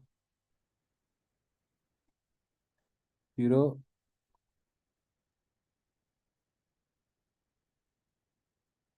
Let's do one thing. Yeah, now it's simpler. Okay. So now what they want us to do is they want us to give the number of positive numbers divided by the total numbers, right? So they want us to give the ratio. If I just read the question once again, uh, calculate the ratio of the elements that are positive to the array size. Ratio of elements that are positive with the array size, negative with the array size, and 0 with the array size. So these are the ratios we have to calculate, right? So what is the number of, what is the count of positive numbers? One, only one number. So what will be the ratio? 1 divided by 5. So the ratio will be 0.2. That is what I wanted to share with you. Then you have negative numbers. How many negative numbers do you see? You see two numbers. The ratio will be 2 by 5, which is basically 0.4. Then you see how many zeros are there? 2. So 2 by 5, what will the fraction become? What will the ratio become? 0.4. This is how the situation is going to be like. Okay, this is how the situation is going to be like. This is how it's going to be. Okay, so this is what the question is asking us to do, right? All we need to do here is we need to traverse over the whole array, right? We need to traverse over the whole array, and then what? Let's do one thing before this. We can create 3 variables to store the count of positive, negative, and 0 elements. Right? This is the first step. We can take 3 variables, we can create 3 variables to store the count of positive, negative, and 0 elements. Right? This is what we can do. And then as a second step, we need to traverse the whole array. And then what we need to do? Increase, let's say, positive. I guess now it's going to be self-explanatory once I start coding. So basically, we need to create 3 variables to store the count of positive, negative, and 0 elements, right? So let me just create that. Let pos is equal to 0, right? Negative is equal to 0, and then 0 is equal to 0. Why 0? Why am I starting with 0? Because in the beginning, because we have not seen any positive, negative, or 0 value, we are just going to initialize it with 0. Then what we will do is we will traverse over the whole array. So for int I is equal to 0, I is less than. So what you can see here is, you don't see the size of this particular array being passed to the function. So what we can do is, let's just see console.log arr.size, right? So let me just demonstrate this. So if you see, let me just give an input.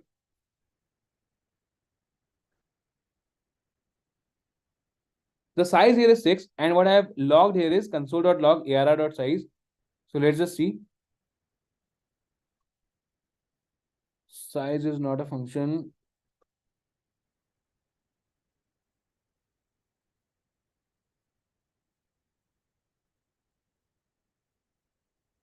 Just a second.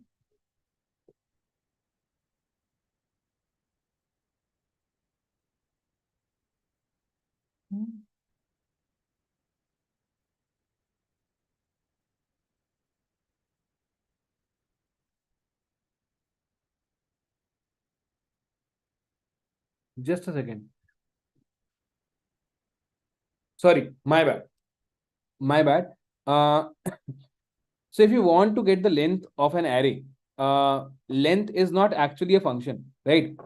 It is a variable that is stored alongside every array. So once an array is created in JavaScript, for every array, this is true, right? Once an array is created, there is a length variable associated with every variable, right? What we are doing here is we are accessing the length of this particular array ARR. We are accessing the length of the array ARR, right? So ARR.length is going to give us what? The number of elements in the array ARR. Okay. So what we are going to do here is we're just going to declare it like this. Let's just do it over here. Let n is equal to ARR.length. Okay. Anyways, this is the whole situation. I less than n. I is equal to I plus 1. The same way. So we are traversing over the whole array. If the current element is positive, this is the definition of a positive number. It's greater than 0. So positive is equal to positive plus 1, incremented by 1. Else if the number is positive, do this and go to the next number. Else if the number is negative, in that case, what do we need to do? Negative is equal to negative plus 1, right? Else, see, guys, either a number will be positive or negative, or the only possibility that is remaining now is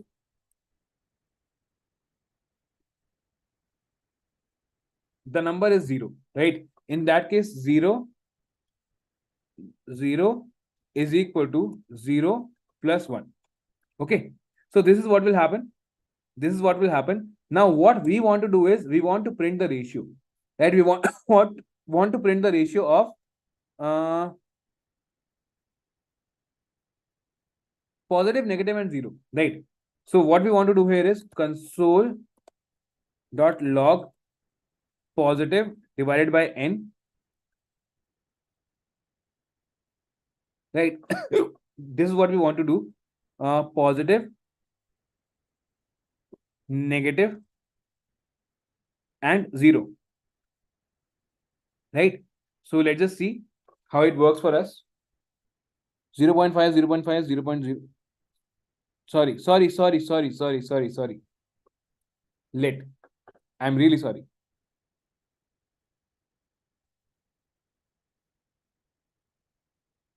0.5, 0.5, 0. But there is one difference that you can see here. In these answers, you can see that after the decimal, there are 1, 2, 3, 4, 5, 6 digits. In these answers, there are 6 digits after the decimal point.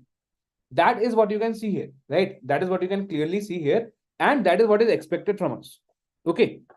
That is expected from us, that it is required that you print ratio up to 6 decimal places, right? So to do that in JavaScript,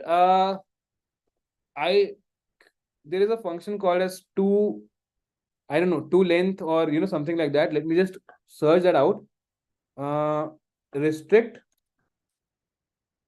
output to a fixed decimal point in JS.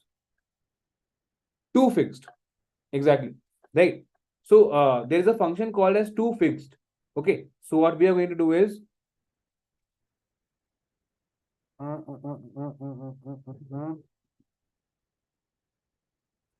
okay, so this is how we do it. So basically you take a number and on that you apply ToFixed, and in the bracket you will write the number of decimal places till which you want to go. Let me just see if I am on the right track here. ToFixed.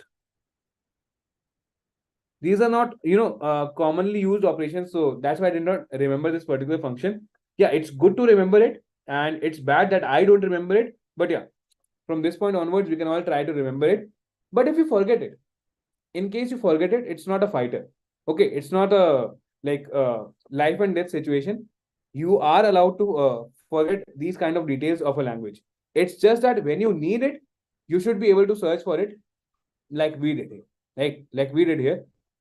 Okay, and now what? Let's just run the code to see if we are on the right track or not.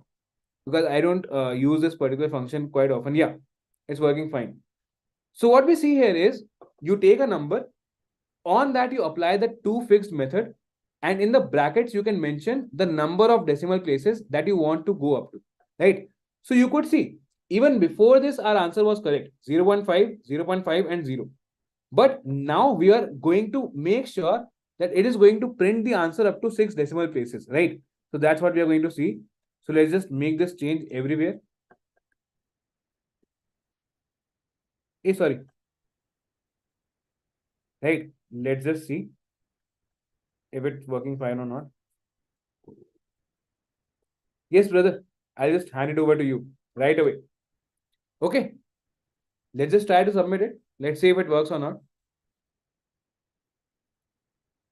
Okay. So this is the basic discussion on arrays, right? What are the basic things that we have seen in today's class? If an array is given to you, how you can traverse over it, how you can print it, right? And then how you can add all the elements of the array, how you can count a particular type of category, right? So you will be counting it based on the conditions, right? If the number is positive, you will increment the number of positive numbers. Oh, that's a very confusing sentence. If the current element is positive, because of that, what you should do is you will increase the count of positive numbers by 1. The count of positive elements by 1. Okay. If the particular element is negative, you should increase the count of negative elements by 1. Right. So that is what we keep doing here, right? That is exactly what we are doing here. And in the end, we are just printing the ratio. This is one additional point, right? This is one additional point, and it's just fine. It's just a function that we are using here. So it's not something that is theoretically very important. But yeah, now that we have seen it, we will just try to remember it. Okay. Having said that, I will just hand it over to Chirag now. And like in today's class, there is a special reason for doing that because I have a flight to catch as well. Right. So thanks, guys. Thanks for attending. I guess today we have had less people, but we have had a consistent strength, right? Roughly 30 people have joined and roughly 30 people have stayed back. I don't know how many concurrent people are there, how many people are there who stayed from the beginning till the end. But yeah, at least we had some good like retention in today's class. Yeah, Rashmita, I'm really sorry. I have not made the notes yet. Uh, I won't be able to make it right now as well. As you know, I am going to go back. Yeah, let me do something for you tomorrow. Okay, I'll just make the notes tomorrow. Don't worry. Right. I see it's pending on my side for the past if I include today's class for the past three classes, you can say, right? So I will just make the notes and share it with you, right? But just give me some time for that. Okay. And thanks for reminding.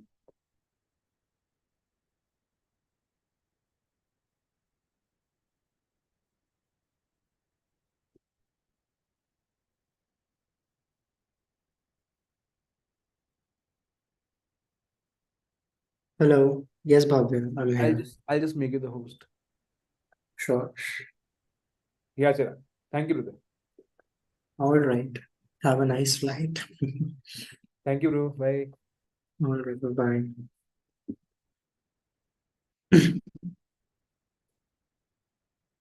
Okay, so you guys can shoot up your questions here. All right. I'm available. And yeah, let's have a discussion. Okay. Whatever topic you want to discuss, be it arrays or anything like that, whatever you want, guys want today. So yeah, let's do that.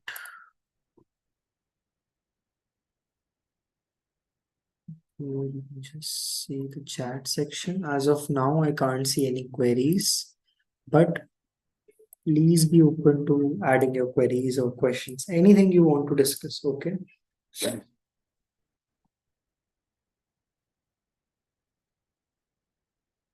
Arrays happens to be a very important topic because this is something you will not get to know separately. There won't be separate questions for arrays, but this is something which will come across all the other questions. Okay. So most of the questions require the use of an array. All right. Okay. Nested loops. All right. ठीक है input तो I think you guys discussed yesterday.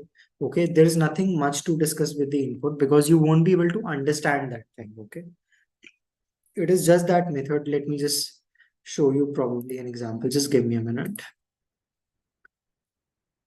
Okay, where is the folder? AccioJob. Yeah, here is it.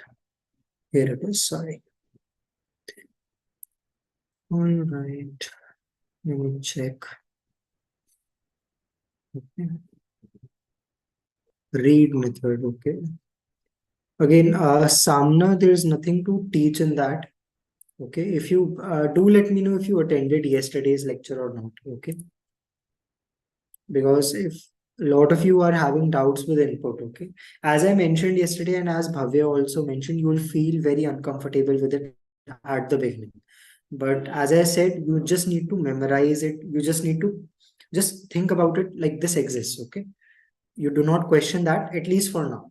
Once you move forward with the code, you course, not code, you'll of course get to understand it, okay, how all of this is working, because that requires some knowledge of Node.js. Okay, so if you want to have a deep dive into it, for that I will suggest again, please refer to the video tutorial, or please refer to the notes which Bhavya has given, because that is very difficult to explain in half an hour properly. Okay, so all right. I'll just give you some resources. I'll just paste a link for that. Okay, how that works. Okay. Wait a minute. You can read that and then you can shoot up your questions tomorrow. All right. Wait a minute. And for the nested loops, I'm coming on to that. Okay. Let's take a simple question for that.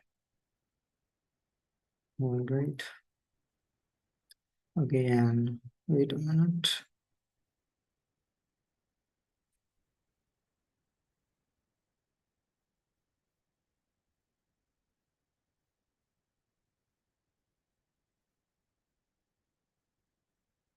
Just give me a minute. I'm just looking for a suitable article for that. Wait a minute.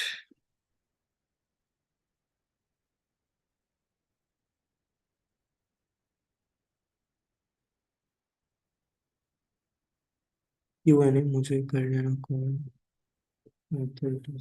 So होगा कोई, I don't know. Just give me a minute. I'm just checking that thing only. Okay, what should be the best resource for that?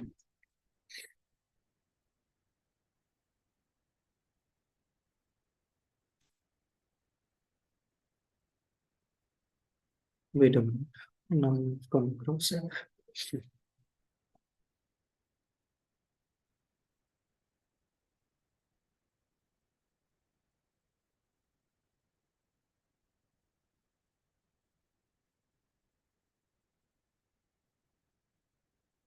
Okay.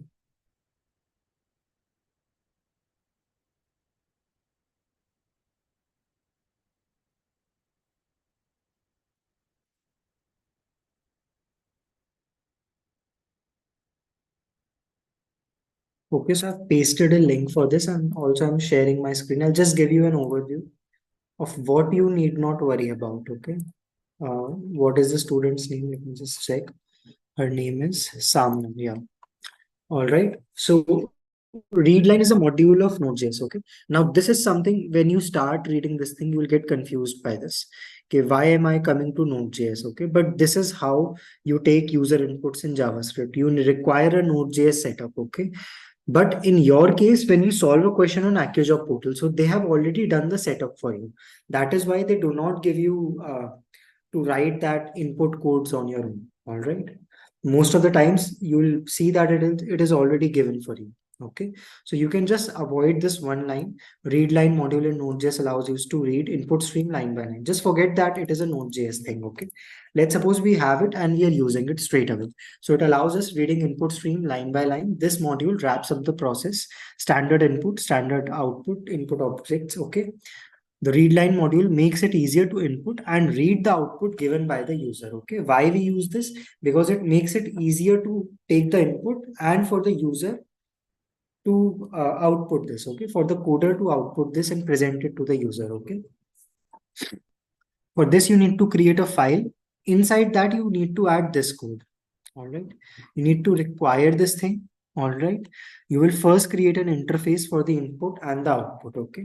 Again, this is something which you won't understand. Okay, why are we creating an interface? What is this thing? All right. So just accept it as it is for the time being. Okay. Please do me this favor, because this is something you'll understand only with time. The more you progress in this language, the more frameworks you'll get to know, the projects you build, you'll get to know about it. Okay. So do not stress too much about it. Okay. We have created an interface on this line, and here we are taking the input. All right. R1 dot question. Okay. So this is the text that will appear before you take up the input. What is your age? Then age is the actual parameter we are taking as input. Okay. So that is how we do it. Simple as that. Okay. You see, this is how we'll be getting it. When you run the code, you'll firstly get this thing. Then you enter 20 here on your own, and you get the sentence, your age is 20, because you had printed console.log, your age is 20. Okay. So this is the simple technique of doing that. Okay. Although you can read this complete article, but if you are not able to understand anything beyond this line, let's say pause. Okay. You can avoid this thing from here, this point, pause, and all these events, resume, all these you can avoid for the time being. Okay. You just need to read this thing. Okay. How this is working. R1 dot on, you should, in a way, you should just learn the code or the syntax. Okay. That is how we are going to do it. Okay. So I'm just pasting the link again for you. Okay. Again, this is something which you won't feel very comfortable with, and you'd probably be cursing me at the moment, because this is something which can't be explained to you guys. Okay. This is more like an advanced topic. Okay. So you'll get to know it with time. Okay. So don't worry about it. Just refer to the article which has been given to you and just see the instructions. Okay. And please do one or two questions. Okay. Which have been given to you on the AccioJob portal. See how they have taken the input. Okay. Just see that part and then focus on your code. All right. Now for the nested loops. Okay. Let me just share my screen. Again, for nested loops, let's take the example of the pattern printing only. Okay, that we discussed the day before yesterday. All right. And please feel free to add any other queries in the chat section, because if you guys won't be asking any queries, then how will I know okay, you guys are having problems? Okay. So feel free to ask your queries. I'm taking up the queries which are given to me in the chat section or the Q&A. Okay. So yeah. All right, let's suppose that we need to print this pattern. Okay, we have the number of rows. Okay, someone says you have n is equals to 5 and you need to print this pattern. Okay, now let's suppose if this example n is changes to 6, then I need to do it like this. Okay, then the pattern changes like this: 1, 2, 3, 4, 5, 6. Okay, similarly, if n is 7, then the output will be this one, all this pyramid or stair kind of structure, all of this thing. Okay, so yes, you can, this is the question I'm taking. Okay, so now let's come on to the solution quickly. Okay, how we'll be doing that? We'll be printing every row. Okay, what do we need to do in every row? If I see this is my first row, I hope everyone can see my screen. Please write yes or no if this part is clear till now, if the question is clear till now, or you have any other queries. Please write it down in the chat section. The one who was asking for this for nested for loops, what's his name? Mephasto Soko. Okay, Emphatso Soko. Okay, this guy. Or please just write down if this is clear to you. Okay.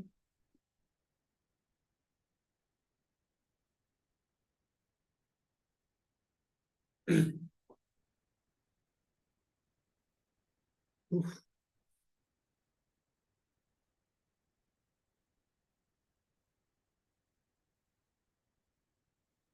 Is it clear to you? I'm again asking, please write yes or no. Should I write the code for you, or you wanted to have the use case for it, okay, where we'll be using nested for loops, or should I write the complete code for this pattern printing problem?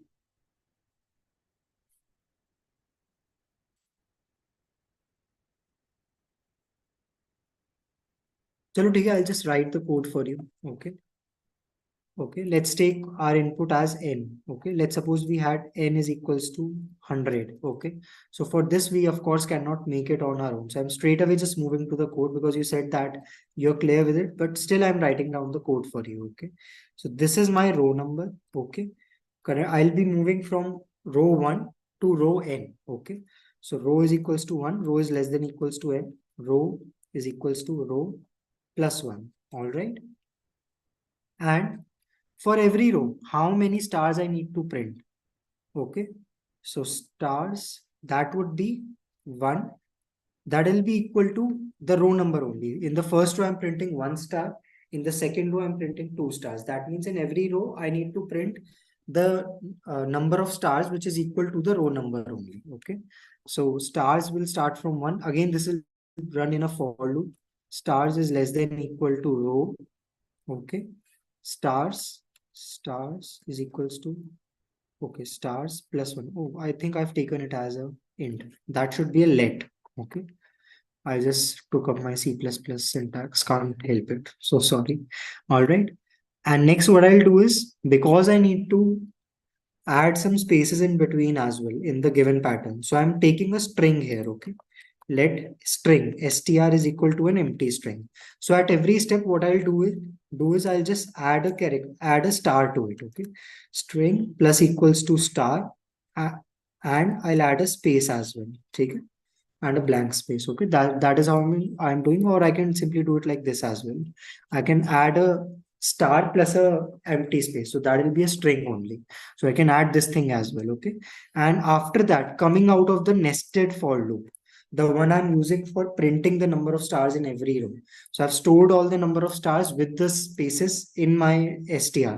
So now I can just print it. Okay, I'll just console.log str. All right. That is it.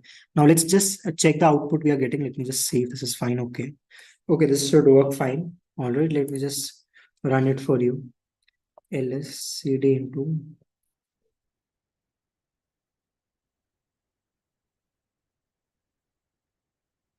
Okay. Now let's just do node index.js. Okay, so you see I'm getting the correct output because this is a very large number. So when you cross a certain line, then they start coming on to the next line because the screen is not that big. Okay, so let's reduce it to, let's say, 20. Okay, just to get the proper output. Okay.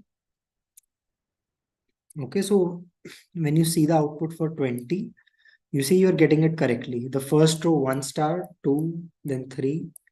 And if you similarly just follow this, so for the last row, you'll be getting 20 stars. Okay. So this is how we'll be using our nested for loops. Okay. That is one application of this. All right. Yeah, that is a loop inside a loop. Yeah. So that can be used for a lot of things. Okay. For example, if I ask you, chalo, let's take that will be a complex one, the example I was going to discuss. So you might not know about subarrays till now. So let's not discuss that. Okay. So this is one application. As you move forward in the course, we'll get to know about more examples of this nested for loop. Okay. And this nested for loop, it's not a necessity that it can be only two nested for loops. Okay, it can be more than two as well. Like, I'm not saying this is a for loop inside a for loop. Okay, not just this, it can be like this as well, for loop inside for loop inside for loop. So this is three nested for loop. You can have four, you can have five as well. Okay, so this all these are all are examples of nested for loops only. Okay, and similarly you can have a while loop as well inside a for loop. So this is also a nested for loop. Okay, nested loop, sorry. Okay, this is also a nested loop. Okay, so don't get confused with it. That nested loops means that when you have only just two loops. Okay, nested loops means that when you have loop inside of a loop. Simple as that. So here you are having loop inside of a loop, inside of a loop, inside of a loop. So it is like the nested structure. Okay, one after the other, like this, like a staircase. Okay, so yeah, that is the example of nested for loop. Chalo, theek hai. I think we are done with this. Do shoot up any other questions if you have. Okay. And in the meantime, I'll just see if I can share anything with you guys.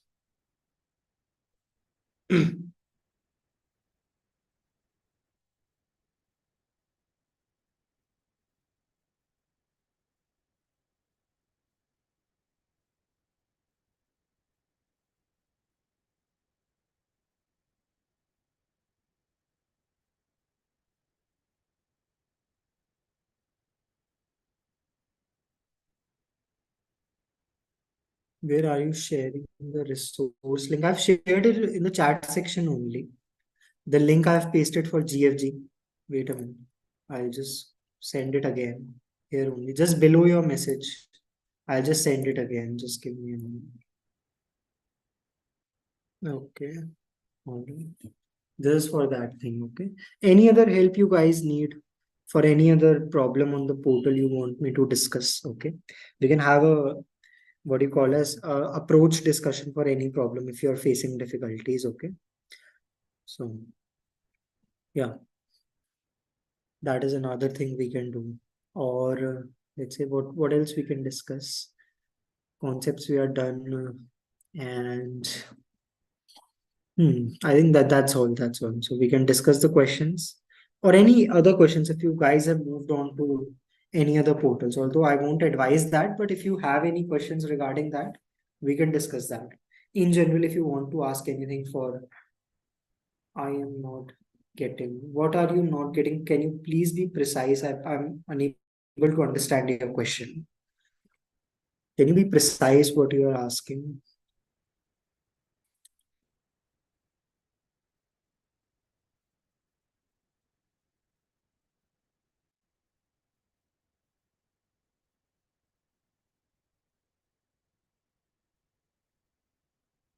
Not getting. You're unable to access it or you're unable to understand the content of it. Please be precise. Okay, sir, I'm unable to understand the topic or I'm unable to get the resource. So please be precise.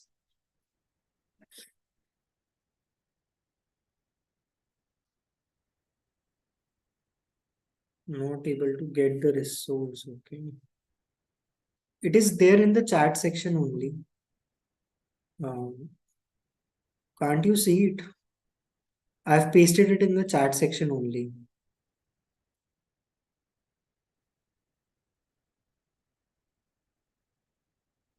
Okay, I'll just paste it in the Q&A section now.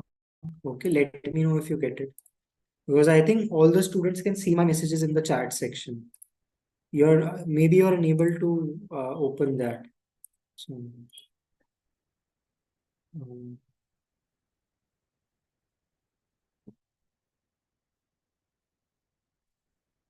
can anyone else please help me on this? Can you guys see the link I've posted in the chat section?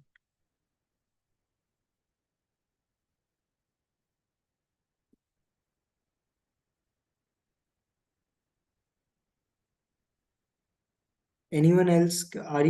Are all of you are facing problems accessing that link, or you are not getting that link apart from Samna? Please, can anyone just respond to this? Because as far as I know, please be precise. Are you able to get the link or not? Yes, sir, I can get the link. Because I think she's facing some issue with that. She's unable to open the chat section or something like that. Because I've pasted it, facing problem. Okay. Okay, then do one thing. Okay, I'll just share my screen. Okay. And I'll just add that link to the chat section. Okay. No, sorry. I'll just write it down in the notepad. So you guys can, what you can do is that you can take a photograph of that. Okay. Because I thought you guys can see my chats as well. But I think that's not the case. Just give me a minute then. Okay. This is the link. Okay. I'm just pasting it in the center. Just give me a minute. Okay, this is the link. Okay, you guys can take a screenshot of it, then you can type it on your own. Okay, right? So, yeah.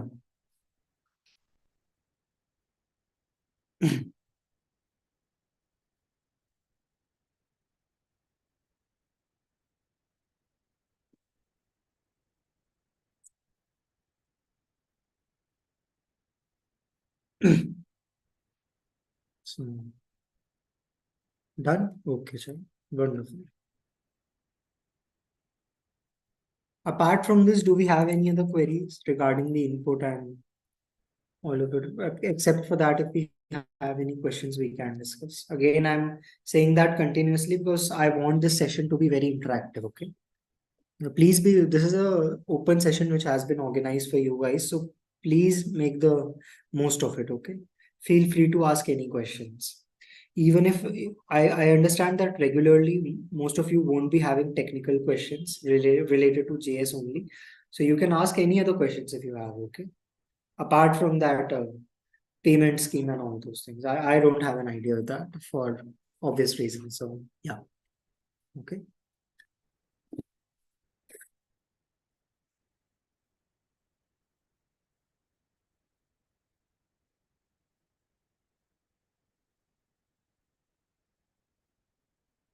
Okay, I'm not seeing much questions.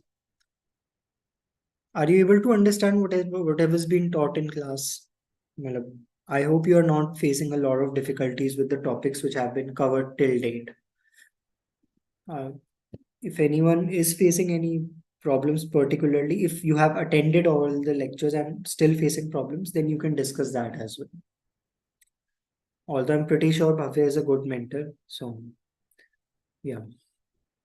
But if you still have any questions, so you can ask it because he has been teaching a lot of students. So it happens that sometimes you are not able to say that in the class. Okay. So please be open to ask your questions. Or if you have any feedback for me, you can give that as well.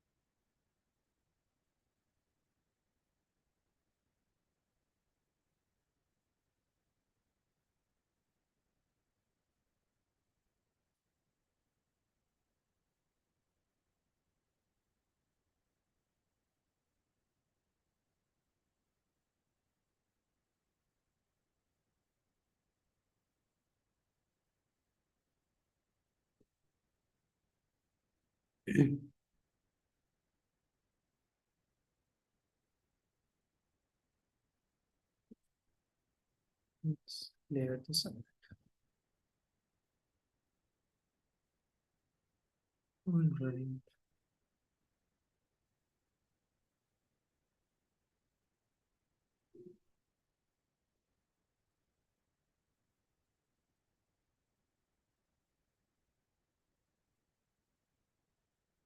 Okay. Can you explain the reverse and array? Okay. Okay. Chalo, let's discuss that quickly. Okay. So let's say I have a array 1, 2, 4, 5, 6, 8, 9. Okay. कुछ भी numbers ले लो. Okay. So the reverse of this array would be, of course, 10, 8, 67. Okay. 5, 4, 23, 1. All right. This will be the reverse of this array. Okay. So now what I can do is, okay, let's suppose that my current array is stored in the variable ARR. Okay. ARR is equals to the current array. Okay. If I want to reverse it, what do I need to do? I need to just traverse the array from the end. Okay. What I do is I start my for loop always from I is equals to 0, I is less than n. Okay. Now this time what I'll be doing is I'll start from I is equals to n minus 1 and I'll go till 0 and I'll do I is equals to I minus 1 at every step. Okay. And I'll just push my this ith element into a new array. Okay. So let's take a new array. Okay. That is an empty array. Okay. Now let's write our loop. Okay, let I is equals to n minus 1. Okay, because I'll be starting from the end now. Okay, I need to push the elements from the last to the beginning. Okay, so I'll start from n minus 1. What is my limit? What is the second condition for that second syntax condition for that for loop? That is the limit. Okay, what is the minimum or the maximum limit for our I? So the maximum we know, that is n minus 1. Minimum will be I is greater than equal to 0. Okay, because beyond less than 0 I cannot go to -1 is not an index. Okay, so I'll just do that and I'll decrement it every time. Instead of I plus 1, I'll do I minus 1. Okay, and I'll do new array dot push. Push is an operation to push an element to the array, simple as that. Okay, so I'll push array of I, simple, and I'll just print my new array. Okay, this is one approach. This is the simplest approach. Okay, another approach which people follow is the swapping approach. Okay, what you can do is you can keep 2 pointers. I hope this approach is firstly clear to everyone. Firstly, tell me this, if this approach is clear to everyone or not. And please do that quickly because we are short on time already. So please write yes or no in the chat section.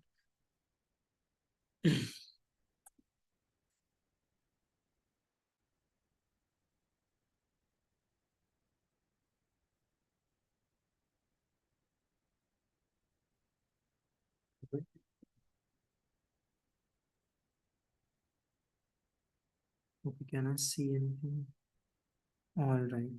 So yeah, this approach is, I think, clear to everyone. Now, if you guys know about swapping, swapping is like if I'm having two elements A and B, A is equals to 2, B is equals to 3. So swapping operation is I swap their values. Okay, A यहाँ पे, B यहाँ पे, so I just do a swap. Okay, so A becomes 3 and B becomes 2. This is my swapping operation. So another approach which I can follow is that I can do the swapping every time. But that would again be very difficult for you guys to understand at the point. Okay, in that case we'll be having 2 pointers. I'll just briefly discuss that because we are short on time as well. Okay, so I'll just keep 2 pointers, I and J. I will be at the beginning and J will be at the end. Excuse me. Excuse me. And J will be at the end, n minus 1. And I'll just swap the values of both of them. Okay, I'll just do swap array of I, comma, array of J. Okay, so what will happen is 10 will move to the beginning and 1 will come down to the end. So 1 comes here and 10 comes here. After that, what I'll do is I'll just do I plus plus and j minus minus. That is I is equals to I plus 1 and j is equals to j minus 1. So that I moves to this point, okay, and j would move to this point, 8, okay. Then I'll again do the swap operation, okay. So 23 will come at the end and 8 will come at the beginning, okay. All right. Similarly, I'll just repeat this for that I plus plus j minus minus thing. So I'll repeat this for I is equals to 2 and j is equals to the 67. Okay. So when I do it, 67 and we have 4 here. Okay. And for the last, we have I is equals to j. So even if we do a swap operation, that won't make a difference. So we have swapped the array this way. We have inverted the array this way as well. Okay. So these are two possible approaches. The complexity for both of them will be O of n in worst case. Okay. So yeah, that will be the two possible approaches for solving this question. Okay. You can refer to either one of them. Okay. It all depends on what strikes to your mind first. But as of now, because you're very new to array, so I'll suggest to use this approach, array one. Okay. Then slowly and steadily, when you study 2 pointers, then you can move to the swap approach as well. Okay. So I hope you can get the swap operation, what the swap operation means. Okay. Yeah. So I think we are up on time as well, and we have discussed the questions that you guys had put up. And yes, so we can end the session for today and have a nice time. Happy learning. Stay safe. Good night, everyone. Okay, bye bye. We'll meet tomorrow. Bye bye.